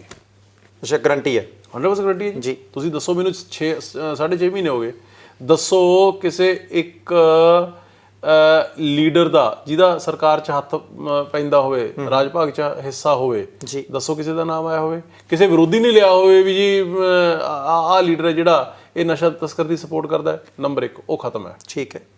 ਨੰਬਰ 2 ਪੁਲਿਸ ਨੂੰ ਵੀ ਪਹਿਲਾਂ ਲੀਡਰ ਹੀ ਚਲਾਉਂਦੇ ਸੀਗੇ। ਮੇਰੇ ਖਿਆਲ ਦੇ ਵਿੱਚ 90-95% ਪੁਲਿਸ ਵਾਲੇ ਵੀ ਇਸ ਕੰਮ ਦੇ ਵਿੱਚੋਂ ਆਊਟ ਹੋ ਚੁੱਕੇ ਹੋਣਗੇ, ਕਿਉਂਕਿ ਪਹਿਲਾਂ ਉਹਨਾਂ ਦੀ ਲੀਡਰਾਂ ਦੀ ਸ਼ਹਿ ਤੇ ਚੱਲਦੇ ਸੀਗੇ, ਉਹ ਵੀ ਆਊਟ ਹੋ ਚੁੱਕੇ ਹੋਣਗੇ। ਜੇ ਕੋਈ 1-2-4% 5% ਕੋਈ ਮਾੜਾ ਆਨਸਰ ਵੈਸੇ ਹੀ ਬੈਠਾ ਹੈ ਲੁਕਿਆ, ਤੇ ਉਹਦਾ ਤਾਂ ਕੀ ਕਹਿ ਸਕਦੇ ਹਾਂ? ਜੇ ਉਹ ਹੋਇਆ ਤਾਂ ਉਹ ਵੀ ਨਿਬੜ ਜੂਗਾ ਕੰਮ ਉਹਦਾ ਬੜੀ ਛੇਤੀ ਹੋਈ। ਠੀਕ ਹੈ। ਹੁਣ ਤੀਜਾ ਰਹਿ ਗਿਆ ਤਸਕਰ ਜਿਹੜੇ ਪੈਡਲਰਸ ਨੇ, ਡਰੱਗ ਪੈਡਲਰਸ ਨੇ। ਹੁਣ ਦੇਖੋ ਬਾਈ ਜੀ ਗੱਲ ਪਤਾ ਕੀ ਹੈ, ਜਿਨ੍ਹਾਂ ਨੇ ਇਹਨੂੰ ਧੰਦਾ ਬਣਾ ਰੱਖਿਆ ਆਪਦਾ, ਉਹਨਾਂ ਨੂੰ ਖਤਮ ਕਰਨ ਦੇ ਵਿੱਚ ਥੋੜਾ ਸਮਾਂ ਲੱਗੂਗਾ ਜੀ। ਸਖਤੀ ਹੈ ਜਿਹੜੀ ਉਹ ਚੱਲ ਰਹੀ ਹੈ, ਪਰ ਇਹ ਉਦੋਂ ਖਤਮ ਹੋਊਗਾ ਕੰਮ ਪੈਡਲਿੰਗ ਦਾ ਜਦੋਂ ਲੋਕਾਂ ਵੱਲੋਂ, ਨੌਜਵਾਨਾਂ ਵੱਲੋਂ ਡਿਮਾਂਡ ਖਤਮ ਹੋਊਗੀ। ਜਦੋਂ ਤੱਕ ਡਿਮਾਂਡ ਨਹੀਂ ਖਤਮ ਹੁੰਦੀ ਤੇ ਕਿਸੇ ਨੇ ਇਸ ਕੰਮ ਦੇ ਵਿੱਚ ਲੱਗੇ ਹੀ ਰਹਿਣਾ ਹੈ। ਹੁਣ ਇਹਦੇ ਉੱਪਰ ਕੱਲੀ ਜੇ ਮੈਂ ਕਹਿੰਦਾ ਵੀ ਇਕੱਲੇ ਭਗਵੰਤ ਮਾਨ ਜੀ ਸਾਰਾ ਕੁਛ ਕਰ ਲੈਣਗੇ, ਜਾਂ ਅਮਨ ਅਰੋੜਾ ਸਾਰਾ ਕੁਛ ਕਰ ਲਊ, ਜਾਂ ਤੁਸੀਂ ਰੋਜ਼ 2 ਘੰਟੇ ਡਰੱਗਸ ਦੇ ਉੱਪਰ ਸਟੋਰੀਆਂ ਚਲਾ ਕੇ ਕਰ ਲਓਗੇ, ਇਹ ਸੰਭਵ ਨਹੀਂ ਹੈ। ਠੀਕ ਹੈ। ਇਹਦੇ ਲਈ ਆਪਣੇ ਸਾਰਿਆਂ ਨੂੰ ਆਪਦੀ ਜ਼ਿੰਮੇਵਾਰੀ ਨਿਭਾਉਣ ਤੋਂ ਇਲਾਵਾ ਸਮਾਜ ਨੂੰ, ਲੋਕਾਂ ਨੂੰ, ਜਿਹੜੇ ਬੱਚੇ ਇਸ ਕੰਮ ਦੇ ਵਿੱਚ ਪਏ ਹੋਏ ਨੇ ਉਹਨਾਂ ਦੇ ਮਾਪਿਆਂ ਨੂੰ, ਆਂਢੀਆਂ ਗੁਆਂਢੀਆਂ ਨੂੰ, ਇਹਨਾਂ ਸਾਰਿਆਂ ਨੂੰ ਇੱਕ ਮੁੱਠ ਹੋਣਾ ਪਊਗਾ। ਜਿੱਥੇ ਕਿਤੇ ਲੱਗਦਾ ਵੀ ਆਹ ਬੱਚਾ, ਅੱਜ ਸਾਡਾ ਬੱਚਾ ਇਸ ਕੰਮ ਦੇ ਵਿੱਚ ਪੈਂਦਾ ਲੱਗ ਰਿਹਾ, ਮਾਂ-ਬਾਪ ਨੂੰ ਅਣਗਹਿਲੀ ਨਹੀਂ ਕਰਨੀ ਚਾਹੀਦੀ। ਸਰਕਾਰ ਨੂੰ ਦੱਸੋ, ਹੈਲਥ ਅਫੀਸ਼ੀਅਲਸ ਨੂੰ ਦੱਸੋ, ਉਹਨੂੰ ਪਹਿਲੀ ਸਟੇਜ ਦੇ ਉੱਪਰ ਸੰਭਾਲੀਏ। ਜਿੱਥੇ ਕਿਤੇ ਇਹ ਲੱਗਦਾ ਹੈ ਵੀ ਪਿੰਡ ਦਾ ਫਲਾਣਾ ਉਹ ਮੁੰਡਾ, ਠੀਕ ਹੈ ਨਾ, ਉਹ ਲੋਕਾਂ ਦੇ ਘਰ ਪੜਦਾ ਫਿਰਦਾ, ਉਹ ਤੁਸੀਂ ਪੁਲਿਸ ਨੂੰ ਦੱਸੋ, ਪੁਲਿਸ ਸਖਤ ਤੋਂ ਸਖਤ ਕਾਰਵਾਈ ਜਿਹੜੀ ਉਹ ਕਰੂਗੀ। ਜਿਹੜੇ ਐਡਿਕਟ ਹੋ ਚੁੱਕੇ ਉਹਨਾਂ ਨੂੰ ਐਜ਼ ਮਰੀਜ਼ ਟਰੀਟ ਕਰਕੇ ਇਲਾਜ ਕਰੀਏ ਆਪਾਂ ਸਾਰੇ ਜਣੇ ਰਲ ਕੇ। ਜਿਹੜੇ ਡਰੱਗ ਪੈਡਲਰ ਨੇ, ਤਸਕਰ ਨੇ, ਉਹਨਾਂ ਦੇ ਉੱਪਰ ਸਖਤ ਤੋਂ ਸਖਤ ਕਾਰਵਾਈ, ਤਾਂ ਜਾ ਕੇ ਇਹ ਕੈਂਸਰ ਹੈ ਜਿਹੜਾ ਬਾਈ ਜੀ ਜਦੋਂ ਹੋ ਜਾਂਦਾ ਹੈ ਇੱਕ ਦਿਨ ਹੀ ਮਤਲਬ ਮੱਟੀ ਕਰਕੇ ਤਾਂ ਲੋਟ ਹੁੰਦਾ ਨਹੀਂ ਹੈਗਾ। ਇਹ ਕੈਂਸਰ ਨਾਲ ਹੀ ਮਾੜੀ ਬਿਮਾਰੀ ਹੈ। ਠੀਕ ਹੈ। ਇਹਨੂੰ ਜੜੋਂ ਖਤਮ ਕਰਨ ਦੇ ਵਿੱਚ ਥੋੜਾ ਸਮਾਂ ਲੱਗੂਗਾ, ਪਰ ਉਹਦੇ ਲਈ ਸਾਥ ਸਹਿਯੋਗ ਸਾਰਿਆਂ ਦਾ ਚਾਹੀਦਾ। ਸਾਰਿਆਂ ਦਾ ਚਾਹੀਦਾ। ਅਰੋੜਾ ਸਾਹਿਬ, ਇੱਕ ਚੀਜ਼ ਹੋਰ ਥੋੜੀ ਜਿਹੀ ਦੱਸਣ ਦੀ ਚੇਸ਼ਟਾ ਕਰਿਓ ਕਿ ਜਦੋਂ ਨਾ ਦਿੱਲੀ ਦੇ ਵਿੱਚ ਪਿੱਛੇ ਉਹ ਐਕਸਾਈਜ਼ ਪਾਲਿਸੀ ਵਾਲਾ ਰੌਲਾ ਰੱਪਾ ਪਿਆ, ਆਮ ਆਦਮੀ ਪਾਰਟੀ ਦੀ ਹਾਈ ਕਮਾਂਡ ਨੇ, ਪੰਜਾਬ ਵਾਲੀ ਲੀਡਰਸ਼ਿਪ ਨੇ ਵੀ ਕਿਹਾ ਜੀ ਈਡੀ ਤੇ ਸੀਬੀਆਈ ਦਾ ਸਹਾਰਾ ਲੈਂਦੇ ਆ ਜੀ, ਸਾਨੂੰ ਤੰਗ ਕਰਦੇ ਆ ਜੀ, ਅਸੀਂ ਗੁਜਰਾਤ 'ਚ ਅੱਗੇ ਜਾ ਰਹੇ ਹਾਂ, ਬਹੁਤ ਕੁਝ ਕਿਹਾ ਕਿ ਏਜੰਸੀਆਂ ਦੀ ਦੁਰਵਰਤੋਂ ਹੋ ਰਹੀ ਹੈ। ਇੱਥੇ ਵਿਰੋਧੀ ਧਿਰ 'ਚ ਕਾਂਗਰਸ ਹੈ ਪੰਜਾਬ 'ਚ, ਉਹ ਤੁਹਾਡੇ ਤੇ ਦੋਸ਼ ਲਾਉਂਦੇ ਆ ਜੀ ਤੁਸੀਂ ਸਾਡੇ ਬੰਦਿਆਂ ਨੂੰ ਫੜ ਕੇ ਅੰਦਰ ਦੇਈ ਜਾਂਦੇ ਹੋ, ਸਾਨੂੰ ਡਰਾਉਂਦੇ ਹੋ, 15-20 ਦਿਨੀ ਇੱਕ ਅੱਧਾ ਬੰਦਾ ਸਾਡਾ ਕੱਢ ਲੈਂਦੇ ਹੋ ਕਿ ਤੁਸੀਂ ਦੁਰਵਰਤੋਂ ਕਰਦੇ ਹੋ ਵਿਜੀਲੈਂਸ ਦੀ। ਹੁਣ ਤੁਸੀਂ ਇੱਥੇ ਕਹਿਣਾ ਅਸੀਂ ਨਹੀਂ ਕਰਦੇ, ਦਿੱਲੀ ਤੁਸੀਂ ਕਹਿਣਾ ਅਸੀਂ ਕਰਦੇ ਹਾਂ। ਨਹੀਂ, ਮੈਂ ਬਿਲਕੁਲ ਨਹੀਂ ਕਹਿਣਾ। ਮੈਂ ਤੁਹਾਨੂੰ ਸਿਰਫ 2 ਉਦਾਹਰਨਾਂ ਦੇਣੀਆਂ ਨੇ। ਆ ਜਾਓ। ਉਦੋਂ ਤੁਸੀਂ ਆਪ ਹੀ ਐਸਟੀਮੇਟ ਲਾ ਲੈ ਤੇ ਤੁਹਾਡੇ ਜਿਹੜੇ ਵਿਊਅਰ ਨੇ ਉਹ ਲਾ ਲੈਣਾ। ਠੀਕ ਹੈ ਜੀ। ਅਸੀਂ ਜਿਹੜੇ ਇੱਥੇ ਬੰਦੇ ਭਗਵੰਤ ਮਾਨ ਜੀ ਨੇ, ਵਿਜੀਲੈਂਸ ਨੇ ਜਿਹੜੇ ਬੰਦੇ ਅੰਦਰ ਬੰਦ ਕਰ ਰਹੇ ਨੇ ਜਾਂ ਪ੍ਰੋਸੈਸ ਚੱਲ ਰਿਹਾ ਹੈ, ਉਹ ਕੌਣ ਗਏ ਨੇ? ਸਾਧੂ ਸਿੰਘ ਧਰਮਸੋਤ, ਉਹਨਾਂ ਦਾ ਜਿਹੜਾ ਫੋਰੈਸਟ ਦਾ ਮਾਫੀਆ ਹੈ ਉਹ ਜੱਗ ਜ਼ਾਹਰ ਹੈ। ਉਹਨਾਂ ਦਾ ਜਿਹੜਾ ਐਸਸੀ ਸਕਾਲਰਸ਼ਿਪ ਦਾ ਮਸਲਾ ਹੈ ਉਹ ਉਹਨਾਂ ਦੀ ਹੀ ਸਰਕਾਰ ਦੇ ਵਿੱਚ ਉਹਨਾਂ ਦੇ ਹੀ ਪ੍ਰਿੰਸੀਪਲ ਸੈਕਟਰੀ ਨੇ ਉਜਾਗਰ ਕੀਤਾ ਸੀ ਜੀ। ਭਾਰਤ ਭੂਸ਼ਣ ਆਸ਼ੂ ਦਾ ਜਿਹੜਾ ਟੈਂਡਰ ਘਟਾਲੇ ਨੇ ਉਹ ਸਾਰੀ ਦੁਨੀਆ ਨੂੰ ਜੱਗ ਜ਼ਾਹਰ ਨੇ। ਅਸੀਂ ਉਹਨਾਂ ਨੂੰ ਫੜ ਰਹੇ ਹਾਂ, ਪੰਜਾਬ ਸਰਕਾਰ ਉਹਨਾਂ ਨੂੰ ਫੜ ਰਹੀ ਹੈ, ਉਹਨਾਂ ਤੇ ਕਾਰਵਾਈ ਕਰ ਰਹੀ ਹੈ ਜਿਨ੍ਹਾਂ ਨੇ ਪੰਜਾਬ ਦੇ ਖਜ਼ਾਨੇ ਨੂੰ ਲੁੱਟਿਆ। ਠੀਕ ਹੈ। ਜਿਹੜਾ ਪੈਸਾ ਖਜ਼ਾਨੇ 'ਚ ਆਉਣਾ ਚਾਹੀਦਾ ਸੀਗਾ ਉਹ ਆਪਦੇ ਘਰਾਂ ਨੂੰ ਲੈ ਗਏ, ਨੰਬਰ 1। ਹੁਣ ਨੰਬਰ 2 ਆ ਜਾਓ ਤੁਸੀਂ ਐਕਸਾਈਜ਼ ਪਾਲਿਸੀ ਵਾਲੇ ਪਾਸੇ। ਠੀਕ ਹੈ। ਵੀ ਈਡੀ ਵਾਲੇ, ਸੈਂਟਰਲ ਗਵਰਨਮੈਂਟ ਵਾਲੇ ਸਾਡੇ ਇੱਥੇ ਅਫਸਰਾਂ ਤੇ ਹੋਰ ਸਾਰਿਆਂ ਤੇ ਜਾਂ ਦਿੱਲੀ ਦੇ ਵਿੱਚ ਜਿਹੜੇ ਰੇਡਾਂ ਨੇ ਉਹ ਕਰ ਰਹੇ ਨੇ ਜਾਂ ਪਰਚੇ ਦਰਜ ਕਰ ਰਹੇ ਨੇ। ਜੇ ਮੈਂ ਪੰਜਾਬ ਦੀ ਐਕਸਾਈਜ਼ ਪਾਲਿਸੀ, ਜਿਹੜਾ ਕਿ ਉਹ ਕਹਿੰਦੇ ਨੇ ਵੀ ਦਿੱਲੀ ਤੇ ਪੰਜਾਬ ਦੀ ਐਕਸਾਈਜ਼ ਪਾਲਿਸੀ ਇਕੱਠੀ ਬਣੀ ਹੈ, ਸੋ ਕਾਲਡ ਖਾ ਗਏ, ਜਿਹੜਾ ਕਹਿੰਦੇ ਉਹ ਖਾ ਗਏ। ਹੁਣ ਖਾਣ ਦਾ ਸਵਾਲ ਇਹ ਹੈ ਵੀ ਤੁਸੀਂ ਅੱਜ ਹੋ ਗਈ 8 ਅਕਤੂਬਰ ਜੀ, 31 ਮਾਰਚ ਨੂੰ ਤੁਸੀਂ ਐਕਸਾਈਜ਼, ਨਵੀਂ ਐਕਸਾਈਜ਼ ਪਾਲਿਸੀ ਪੰਜਾਬ ਦੀ ਤੋਂ ਰੈਵਨਿਊ ਕਿੰਨਾ ਜਨਰੇਟ ਹੋਇਆ ਤੁਸੀਂ ਉਹਦਾ ਪਤਾ ਲੈ ਲਿਓ। ਇਹ ਤੁਹਾਨੂੰ ਪਤਾ ਲੱਗ ਜੂਗਾ ਵੀ ਅਸੀਂ ਉਹਦੇ ਚੋਂ ਕੁਝ ਖਾਧਾ ਜਾਂ ਅਸੀਂ ਜਿਹੜਾ ਲੋਕ ਖਾਈ ਜਾਂਦੇ ਸੀ, ਅਫਸਰ ਤੇ ਲੀਡਰ ਖਾਈ ਜਾਂਦੇ ਸੀ, ਉਹ ਕੱਢ ਕੇ ਅਸੀਂ ਖਜ਼ਾਨੇ 'ਚ ਲਿਆਂਦੇ ਪੰਜਾਬ ਦੇ 'ਚ ਜੀ। ਅੱਜ ਤੱਕ ਕਦੇ 6200 ਕਰੋੜ ਤੋਂ ਉੱਪਰ ਪੰਜਾਬ ਦਾ ਸ਼ਰਾਬ ਤੋਂ ਮਾਲੀਆ ਜਿਹੜਾ ਆਉਂਦਾ ਹੈ, ਐਕਸਾਈਜ਼ ਆਉਂਦੀ ਹੈ, ਉਹ ਨਹੀਂ ਟੱਪਿਆ ਹੈਗਾ, ਰੈਵਨਿਊ ਨਹੀਂ ਟੱਪਿਆ ਹੈਗਾ ਇੰਨਾ। ਤੇ ਇਸ ਵਾਰੀ ਉਹ ਤਕਰੀਬਨ 9600 ਕਰੋੜ ਦੇ ਕਰੀਬ ਹੈ ਜਿਹੜਾ ਉਹ ਅਸੀਂ ਐਕਸਪੈਕਟ ਕਰ ਰਹੇ ਹਾਂ ਵੀ ਉਹ ਆਊਗਾ। ਠੀਕ ਹੈ। ਹੁਣ ਤੱਕ ਆ 6 ਮਹੀਨਿਆਂ ਦੇ ਵਿੱਚ ਉਹ ਉਹਨਾਂ ਰਿਕਵਰ ਹੋ ਰਿਹਾ ਹੈ। ਸੋ ਜੇ 1 ਸਾਲ ਦੇ ਵਿੱਚ ਬਾਈ ਜੀ ਤੁਸੀਂ 70 ਸਾਲਾਂ ਦੇ ਵਿੱਚ ਤੁਸੀਂ ਉਹਨੂੰ ਜ਼ੋਰ ਮਾਰ ਕੇ 6200 ਕਰੋੜ ਤੇ ਲੈ ਕੇ ਆਉਂਦੇ ਹੋ ਤੇ ਅਸੀਂ 9 ਮਹੀਨਿਆਂ ਦੇ ਵਿੱਚ ਹੀ, ਕਿਉਂਕਿ ਪਹਿਲੇ 3 ਮਹੀਨੇ ਤਾਂ ਸਰਕਾਰ ਬਣੀ ਸੀਗੀ, ਪਾਲਿਸੀ ਲੇਟ ਆਈ, ਜੇ ਪਹਿਲੇ 9 ਮਹੀਨਿਆਂ ਦੇ ਵਿੱਚ ਹੀ ਅਸੀਂ ਉਹਨੂੰ 9500 9600 ਜਾਂ 9200 ਕਰੋੜ ਤੇ ਲੈ ਜਾਂਦੇ ਆ ਤੇ ਫਿਰ ਅਸੀਂ ਉਹ ਚੋਂ ਕੁਝ ਖਾ ਰਹੇ ਹਾਂ ਕਿ ਜਿਹੜਾ ਲੋਕ ਖਾਂਦੇ ਸੀ, ਲੀਡਰ ਖਾਂਦੇ ਸੀਗੇ, ਉਹ ਕੱਢ ਕੇ ਖਜ਼ਾਨੇ 'ਚ ਲੈ ਕੇ ਆ ਰਹੇ ਹਾਂ। ਇਹ ਤੋਂ ਪਤਾ ਲੱਗ ਜੂਗਾ ਵੀ ਉਹ ਜਿਹੜੀ ਐਕਸਾਈਜ਼ ਪਾਲਿਸੀ ਦੀ ਗੱਲ ਕਰਦੇ ਨੇ ਉਹ ਸਹੀ ਸੀ ਕਿ ਗਲਤ ਸੀ। ਠੀਕ ਹੈ। ਇਹ ਕਲੀਅਰ ਹੋ ਗਿਆ। ਕਲੀਅਰ ਹੈ ਨਾ ਜੀ? ਇਹ ਤਾਂ ਮੈਂ ਤਾਂ ਕੋਈ ਗੋਲ ਗੱਲ ਨਹੀਂ ਕੀਤੀ ਹੈਗੀ, ਤੁਹਾਨੂੰ ਫਿਕਰਾਂ ਦੱਸ ਦੇਣੀ ਹੈ। ਅਰੋੜਾ ਸਾਹਿਬ, ਮੈਨੂੰ ਇੱਕ ਚੀਜ਼ ਹੋਰ ਦੱਸ ਦੇ, ਇਹ ਤਾਂ ਆਪਾਂ ਹੁਣ ਦੇਖਾਂਗੇ।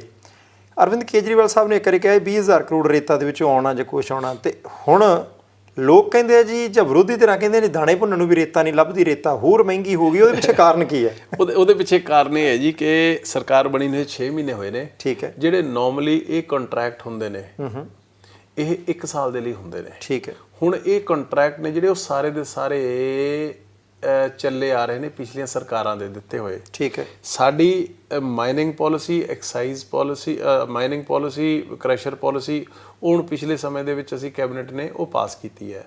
ਸਰਕਾਰ ਕੰਸਰਨ ਮਿਨਿਸਟਰ ਉਹ ਬੜੇ ਮਿਹਨਤ ਦੇ ਨਾਲ ਸਾਰੀ ਸਰਕਾਰ ਲੱਗੀ ਹੋਈ ਹੈ। ਹੁਣ ਗੱਲ ਇਹ ਹੈ ਵੀ ਜੇ ਇਹਨੂੰ ਸਾਰੇ ਨੂੰ ਸਿਸਟਮ ਨੂੰ ਸਾਫ਼ ਸਫਾਈ ਕਰਨ 'ਚ ਥੋੜ੍ਹਾ ਸਮਾਂ ਇਸ ਕਰਕੇ ਲੱਗੂਗਾ ਕਿਉਂਕਿ ਸਾਰੇ ਬੜੇ ਇਨਵੋਲਵਡ ਸੀਗੇ, ਨੰਬਰ 1।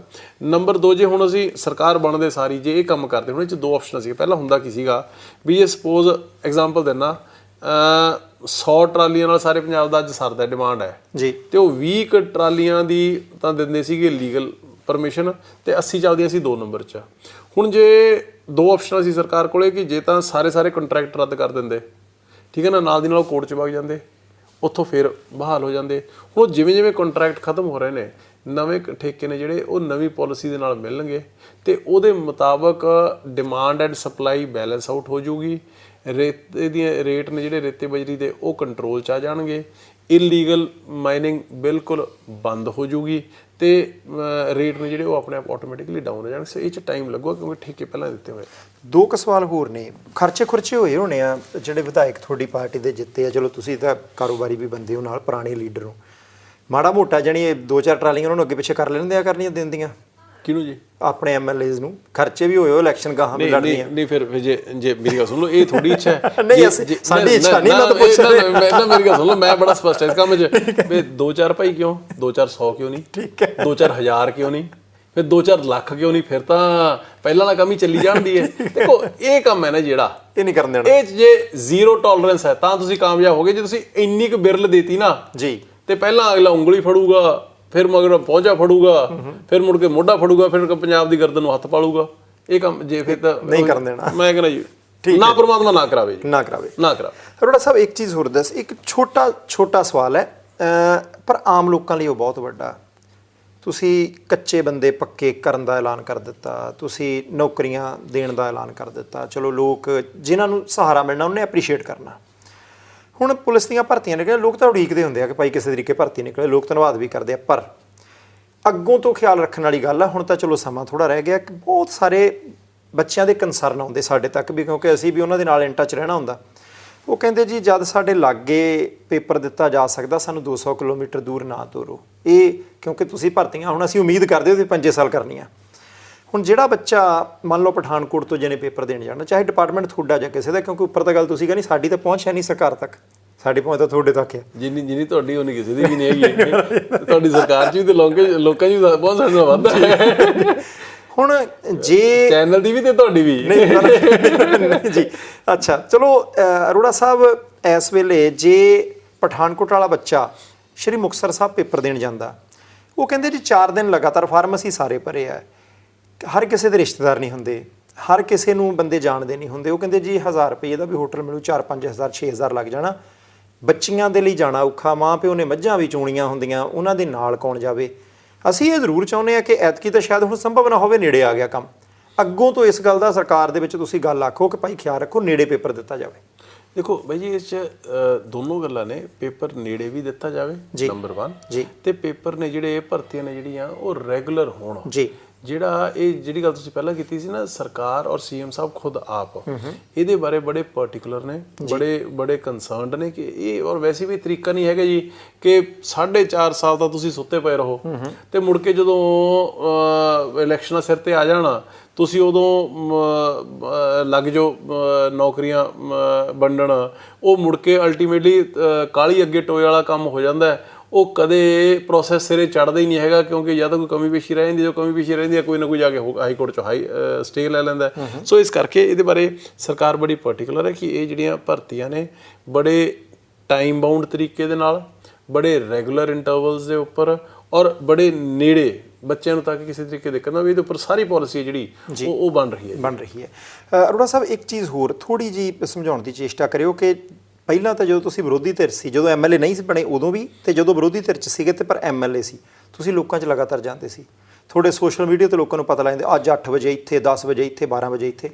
ਹੁਣ ਦੂਜੀ ਵਾਰੀ ਐਮਐਲਏ ਬਣ ਗਏ ਹੋ, ਮੰਤਰੀ ਬਣ ਗਏ ਹੋ, ਹੁਣ ਲੋਕਾਂ ਨੂੰ ਸਤਿ ਸ਼੍ਰੀ ਅਕਾਲ ਤਾਂ ਨਹੀਂ ਬੁਲਾਉਂਦੇ ਹੋਣੇ ਹਲਕੇ 'ਚ? ਦੇਖੋ ਇਸ ਤਰ੍ਹਾਂ ਕਿ ਮੈਂ ਨਾ ਜੀ ਐਮਐਲਏ ਬਣਨ ਤੋਂ ਪਹਿਲਾਂ ਜੀ 17 ਸਾਲ ਆਪਣੇ ਫਾਦਰ ਸਾਹਿਬ ਦੇ ਜਾਣ ਤੋਂ ਮਗਰੋਂ 2000 'ਚ ਉਹਨਾਂ ਦਾ ਚਲਾਣਾ ਹੋ ਗਿਆ ਸੀਗਾ। 30 ਸਾਲ ਤੋਂ ਪਿਛਲੇ 92 ਤੋਂ ਪੋਲੀਟਿਕਸ ਦੇ ਵਿੱਚ 8 ਸਾਲ ਉਹਨਾਂ ਨਾਲ ਤੋਂ ਬਹੁਤ ਕੁਝ ਸਿੱਖਿਆ। ਫਿਰ 2000 ਤੋਂ ਲੈ ਕੇ 2017 ਤੱਕ ਸੰਘਰਸ਼ ਬਹੁਤ ਕੀਤਾ ਤੇ ਉਸ ਸੰਘਰਸ਼ ਨੇ ਲੋਕਾਂ ਦੀ ਤੇ ਲੋਕਾਂ ਦੇ ਪਿਆਰ ਦੀ ਵੈਲਿਊ ਕੀ ਹੁੰਦੀ ਹੈ ਉਹ ਬੜੀ ਚੰਗੀ ਤਰ੍ਹਾਂ ਸਮਝ ਆਈ ਹੋਈ ਹੈ। ਮੇਰਾ ਚਾਹੇ ਪ੍ਰਮਾਤਮਾ ਜਿੱਥੇ ਮਰਜ਼ੀ ਪ੍ਰਮਾਤਮਾ ਨੇ ਪਹੁੰਚਾਤਾ, ਉਹਦੇ 'ਚ ਪ੍ਰਮਾਤਮਾ ਤੋਂ ਬਾਅਦ ਜੇ ਕਿਸੇ ਦੀ ਦੇਣ ਹੈ ਤਾਂ ਉਹ ਹਲਕੇ ਦੇ ਲੋਕਾਂ ਦੀ ਹੈ। ਸੋ ਹੁਣ ਹਾਂ ਇਹ ਠੀਕ ਹੈ ਕਿ ਚਲੋ ਜੋ ਜ਼ਿੰਮੇਵਾਰੀਆਂ ਵੱਧ ਜਾਂਦੀਆਂ ਨੇ ਤੇ ਉਦੋਂ ਥੋੜੀ ਜਿਹੀ ਦਿੱਕਤ ਆ ਜਾਂਦੀ ਹੈ, ਪਰ ਮੇਰਾ ਇਹ ਹੁੰਦਾ ਕਿ ਸੈਟਰਡੇ ਸੰਡੇ ਸ਼ਨੀਵਾਰ ਤੇ ਐਤਵਾਰ ਜੀ ਇਹ 2 ਦਿਨ ਤਾਂ ਪੱਕੇ ਹੀ ਹਲਕੇ ਦੇ ਵਿੱਚ ਇਹ ਹੋਈਦਾ ਹੀ ਹੋਈਦਾ। ਇਸ ਤੋਂ ਇਲਾਵਾ ਜੇ ਕੋਈ ਹੋਰ ਫੰਕਸ਼ਨ ਹੋਵੇ ਤਾਂ ਉਹ ਗੱਲ ਅਲੱਗ ਹੈ। ਹੁਣ ਅੱਜ ਸ਼ਨੀਵਾਰ ਹੈ, ਤੁਹਾਡੇ ਕੋਲ ਚੰਡੀਗੜ੍ਹ ਇਸ ਕਰਕੇ ਬੈਠਾ ਅੱਜ ਇਸ ਸ਼ਨੀਵਾਰ ਐਤਵਾਰ ਨਹੀਂ ਜਾਇਆ ਜਾ ਰਿਹਾ ਕਿਉਂਕਿ ਮਾਨ ਸਾਹਿਬ ਵੱਲੋਂ ਔਰ ਪੰਜਾਬ ਸਰਕਾਰ ਵੱਲੋਂ ਰਾਸ਼ਟਰਪਤੀ ਆ ਰਹੇ ਨੇ, ਅੱਜ 에ਅਰ ਸ਼ੋ ਹੈ, ਉਹਦੇ ਚ ਅਫੀਸ਼ੀਅਲ ਤੌਰ ਦੇ ਉੱਪਰ ਜ਼ਿੰਮੇਵਾਰੀ ਹੈ ਜਿਹੜੀ ਠੀਕ ਹੈ ਲਾਈ ਹੋਈ ਉਹਨੇ ਲੱਗੀ, ਪਰ ਉਹ ਤੋਂ ਪਹਿਲਾਂ ਮੈਂ ਆਹ ਕੰਪਨਸੇਟ ਹੈ ਜਿਹੜਾ ਪਹਿਲਾਂ 2 ਦਿਨ ਜਾ ਕੇ ਮੈਂ ਕਰਿਆ ਆ। ਸੋ ਇਸ ਕਰਕੇ ਮੇਰੀ ਕੋਸ਼ਿਸ਼ ਹੁੰਦੀ ਹੈ ਕਿ ਹਫਤੇ ਦੇ ਵਿੱਚ ਜ਼ਿਆਦਾ ਨਾ ਸੀ, 2 ਜਾਂ ਜੇ 3 ਦਿਨ ਹੋ ਜੇ ਹਲਕੇ ਵਾਸਤੇ ਬਹੁਤ ਜ਼ਰੂਰੀ, ਕਿਉਂਕਿ ਜੜ੍ਹਾਂ ਜੇ ਭੁੱਲ ਗਏ ਨਾ ਜੀ ਤੇ ਫਿਰ ਕੰਮ ਨਹੀਂ ਚੱਲਦਾ ਹੈਗਾ। ਅੱਗੇ ਆਖਰੀ ਸਵਾਲ ਹੀ ਹੈ ਜੀ, ਅੱਜ ਤੱਕ ਇਹ ਹੁੰਦਾ ਰਿਹਾ ਕਿ ਮੰਤਰੀ ਸਾਹਿਬ ਆਪਣੇ ਹਲਕੇ 'ਚ ਡਿਵੈਲਪਮੈਂਟ ਕਰਦੇ ਸੀ, ਮੁੱਖ ਮੰਤਰੀ ਸਾਹਿਬ ਆਪਣੇ ਇਲਾਕੇ 'ਚ ਲਈ ਜਾਂਦੇ ਸੀ, ਸਾਰਿਆਂ ਨੂੰ ਚੇਤਾ ਕਿ ਕਿੱਧਰਲੇ ਪਾਸੇ ਕੀ ਹੁੰਦਾ ਰਿਹਾ। ਐਤਕੀ ਵੀ ਇੱਦਾਂ ਹੀ ਆ ਕਿ ਸਾਰੇ ਪੰਜਾਬ ਨੂੰ ਇੱਕ ਅੱਖ ਨਾਲ ਦੇਖਦੇ ਹੋ? ਨਹੀਂ, ਸਾਰੇ ਪੰਜਾਬ ਨੂੰ ਇੱਕ ਅੱਖ ਦੇ ਨਾਲ ਹੀ ਦੇਖਿਆ ਜਾ ਰਿਹਾ ਜੀ, ਤੇ ਇੱਕ ਅੱਖ ਦੇ ਨਾਲ ਹੀ ਦੇਖਿਆ ਜਾਣਾ ਚਾਹੀਦਾ ਹੈ। ਪਰ ਡੈਫੀਨੇਟਲੀ ਹਰੇਕ ਬੰਦੇ ਦਾ ਆਪਦੇ ਹਲਕੇ ਨੂੰ ਦੀਆਂ ਪ੍ਰੋਬਲਮਾਂ ਵੀ ਦੇਖੋ ਜ਼ਿਆਦਾ ਪਤਾ ਹੁੰਦੀਆਂ ਨੇ। ਜਿੱਥੋਂ ਦੀ ਪ੍ਰੋਬਲਮ ਪਤਾ ਹੋਣਗੀਆਂ ਉੱਥੇ ਦਾ ਫੋਕਸ ਵੀ ਜਿਹੜਾ ਹੁਣ ਜੇ 7 ਦਿਨ ਨੇ 7 ਦਿਨਾਂ ਦੇ ਵਿੱਚੋਂ ਜੇ 5 ਦਿਨ ਪੰਜਾਬ ਨੂੰ ਦੇ ਰਿਹਾ ਤੇ 2 ਦਿਨ ਤਾਂ ਆਪਦੇ ਹਲਕੇ ਨੂੰ ਵੀ ਦੇ ਰਿਹਾ ਨਾ ਜੀ। ਠੀਕ ਹੈ ਨਾ। ਸੋ ਜਿੱਥੇ ਜ਼ਿਆਦਾ ਜਾਊਂਗਾ ਤੇ ਉੱਥੇ ਧਿਆਨ ਤਾਂ ਹੋ ਹੀ ਜਾਂਦਾ ਹੁੰਦਾ, ਪਰ ਡੈਫੀਨੇਟਲੀ ਹੁੰਦਾ ਹੀ ਹੈ ਜੀ। ਇਹ 'ਚ ਕੀ ਹੈ, ਪਰ ਇਹ ਵੀ ਹੈ ਵੀ ਤੁਸੀਂ ਬਾਕੀ ਪੰਜਾਬ ਨੂੰ ਤੁਹਾਨੂੰ ਵਿਸਾਰਨਾ ਨਹੀਂ ਚਾਹੀਦਾ। ਤੁਹਾਡੇ ਕੋਲ ਜਿੱਥੇ ਜਿੰਨੇ ਕੰਮ ਆਉਂਦੇ ਨੇ, ਹੁਣ ਜੇ ਸਪੋਜ਼ ਮੈਂ ਉਹਦੇ ਤੁਹਾਨੂੰ ਹਾਊਸਿੰਗ ਦੀ ਗੱਲ ਕਰਾਂ, ਮੈਂ ਡਿਪਾਰਟਮੈਂਟ ਨੂੰ ਕਿਹਾ ਵੀ ਸਾਰੇ ਪੰਜਾਬ ਦੇ ਵਿੱਚ ਜਿੱਥੇ ਜਿੱਥੇ ਆਥੋਰਾਈਜ਼ਡ ਲੀਗਲ ਪੂਡਾ ਵੱਲੋਂ ਕਲੋਨੀਆਂ ਜਿਹਦੇ ਬਣ ਸਕਦੀਆਂ ਨੇ, ਬਣਾਓ। ਲੋਕਾਂ ਨੂੰ ਸਾਰਿਆਂ ਦਾ ਹੱਕ ਹੈ ਸ਼ਹਿਰ 'ਚ ਰਹਿਣਾ, ਪਲਾਨ ਡਿਵੈਲਪਮੈਂਟ ਦੇ ਵਿੱਚ ਰਹਿਣਾ। ਸੋ ਇਸ ਕਰਕੇ ਜਿਹੜਾ ਸਾਰੇ ਪੰਜਾਬ ਨੂੰ ਇੱਕ ਅੱਖ ਦੇ ਨਾਲ ਹੀ ਸਰਕਾਰ ਦੇਖ ਰਹੀ ਹੈ ਜੀ, ਔਰ ਜੇ ਸਾਰਾ ਪੰਜਾਬ ਤਰੱਕੀ ਕਰੂਗਾ, ਇੱਕੋ ਜਿਹਾ ਹੋਊਗਾ ਤੇ ਤਾਂ ਹੀ ਗੱਲ ਬਣਨੀ ਹੈ। ਸਰਾਰੀ ਸਾਹਿਬ ਦਾ ਕੀ ਕਰਨਾ ਜੀ? ਦੇਖੋ ਇਸ ਤਰ੍ਹਾਂ ਕਿ ਇਹਦੇ ਬਾਰੇ ਸੀਐਮ ਸਾਹਿਬ ਖੁਦ ਆਪ ਸਟੇਟਮੈਂਟ ਹੈ ਜਿਹੜੀ ਉਹ ਦੇ ਚੁੱਕੇ ਨੇ। ਪਾਰਟੀ ਦੇ ਅੰਦਰ ਗੱਲ ਚੱਲਦੀ ਹੈ? ਪਾਰਟੀ ਦੇ ਅੰਦਰ ਗੱਲ ਚੱਲਦੀ ਹੈ ਜੀ। ਜਿਹੜੀ ਪਾਰਟੀ ਦੇ ਵੱਲੋਂ ਇੱਕ ਇੰਟਰਨਲ ਜਿਹੜੀ ਐਕਸਪਲੇਨੇਸ਼ਨ ਹੈ ਜਿਹੜੀ ਉਹਨਾਂ ਨੂੰ ਤੋਂ ਲਈ ਜਾ ਰਹੀ ਹੈ। ਹੁਣ ਉਹਦਾ ਕੰਟੈਂਟ ਕੀ ਹੈ ਉਹਦੇ ਬਾਰੇ ਮੈਨੂੰ ਪੂਰਾ ਪਤਾ ਨਹੀਂ ਹੈ। ਜਦੋਂ ਹੀ ਕੋਈ ਪਾਰਟੀ ਦੇ ਕੋਈ ਧਿਆਨ ਦੇ ਵਿੱਚ ਇਹੋ ਜਿਹੀ ਕੋਈ ਗੱਲ ਆਊਗੀ ਜਾਂ ਸਰਕਾਰ ਨੇ ਫੈਸਲਾ ਲੈਣਾ, ਸੀਐਮ ਸਾਹਿਬ ਨੇ ਲੈਣਾ। ਠੀਕ ਹੈ ਜੀ ਅਰੋੜਾ ਸਾਹਿਬ, ਤੁਸੀਂ ਸਮਾਂ ਦਿੱਤਾ ਤੇ ਅਸੀਂ ਉਮੀਦ ਕਰਦੇ ਹਾਂ ਕਿ ਲੋਕਾਂ ਦੀਆਂ ਆਸਾਂ ਤੇ ਖਰੇ ਉਤਰਿਓ। ਜੇ ਕੋਈ ਪਾਰਟੀ ਦੇ ਅੰਦਰ ਵੀ ਰੌਲਾ ਗੌਲਾ ਕਰੂਗਾ, 2-4 ਟਰਾਲੀਆਂ ਇੱਧਰ ਉੱਧਰ ਕਰੂਗਾ, 4 ਪੈਸੇ ਬਣਾਉਣ ਦੀ ਕੋਸ਼ਿਸ਼ ਕਰੂਗਾ, ਤਾਂ ਵਿਰੋਧ 'ਚ ਖੜਿਓ।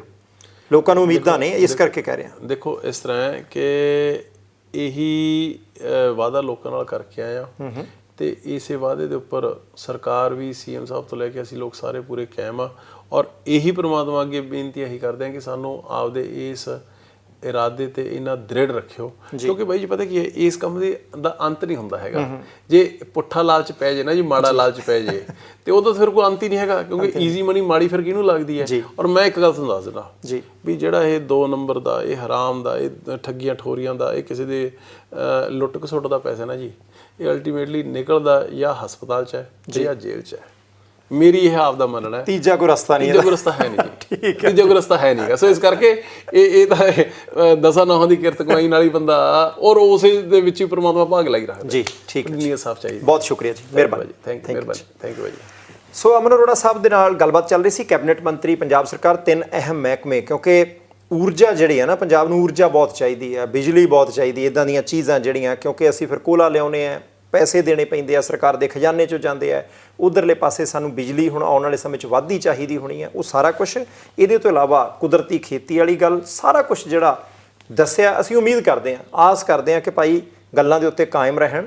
ਹੁਣ ਕਹਿੰਦੇ ਆ ਜੀ ਪਰਾਲੀ ਤੋਂ ਕੁਛ ਬਣਾਉਣਾ ਹੈ, ਤੇ ਅਸੀਂ ਚਾਹੁੰਦੇ ਹਾਂ ਕਿ ਸਾਨੂੰ ਟੀਵੀ ਦੇ ਉੱਤੇ ਬੈਠ ਕੇ ਹਮੇਸ਼ਾ ਕ੍ਰਿਟੀਸਾਈਜ਼ ਨਾ ਕਰਨਾ ਪਵੇ, ਆਲੋਚਨਾ ਨਾ ਕਰਨੀ ਪਵੇ। ਸਾਨੂੰ ਵੀ ਕਦੇ ਮੌਕਾ ਦੇਣ ਰਾਜਨੀਤਿਕ ਲੀਡਰ ਕਿ ਅਸੀਂ ਹਾਂ ਪੱਖੀ ਖਬਰਾਂ ਜਿਹੜੀਆਂ ਉਧਰ ਤੋਰੀਏ।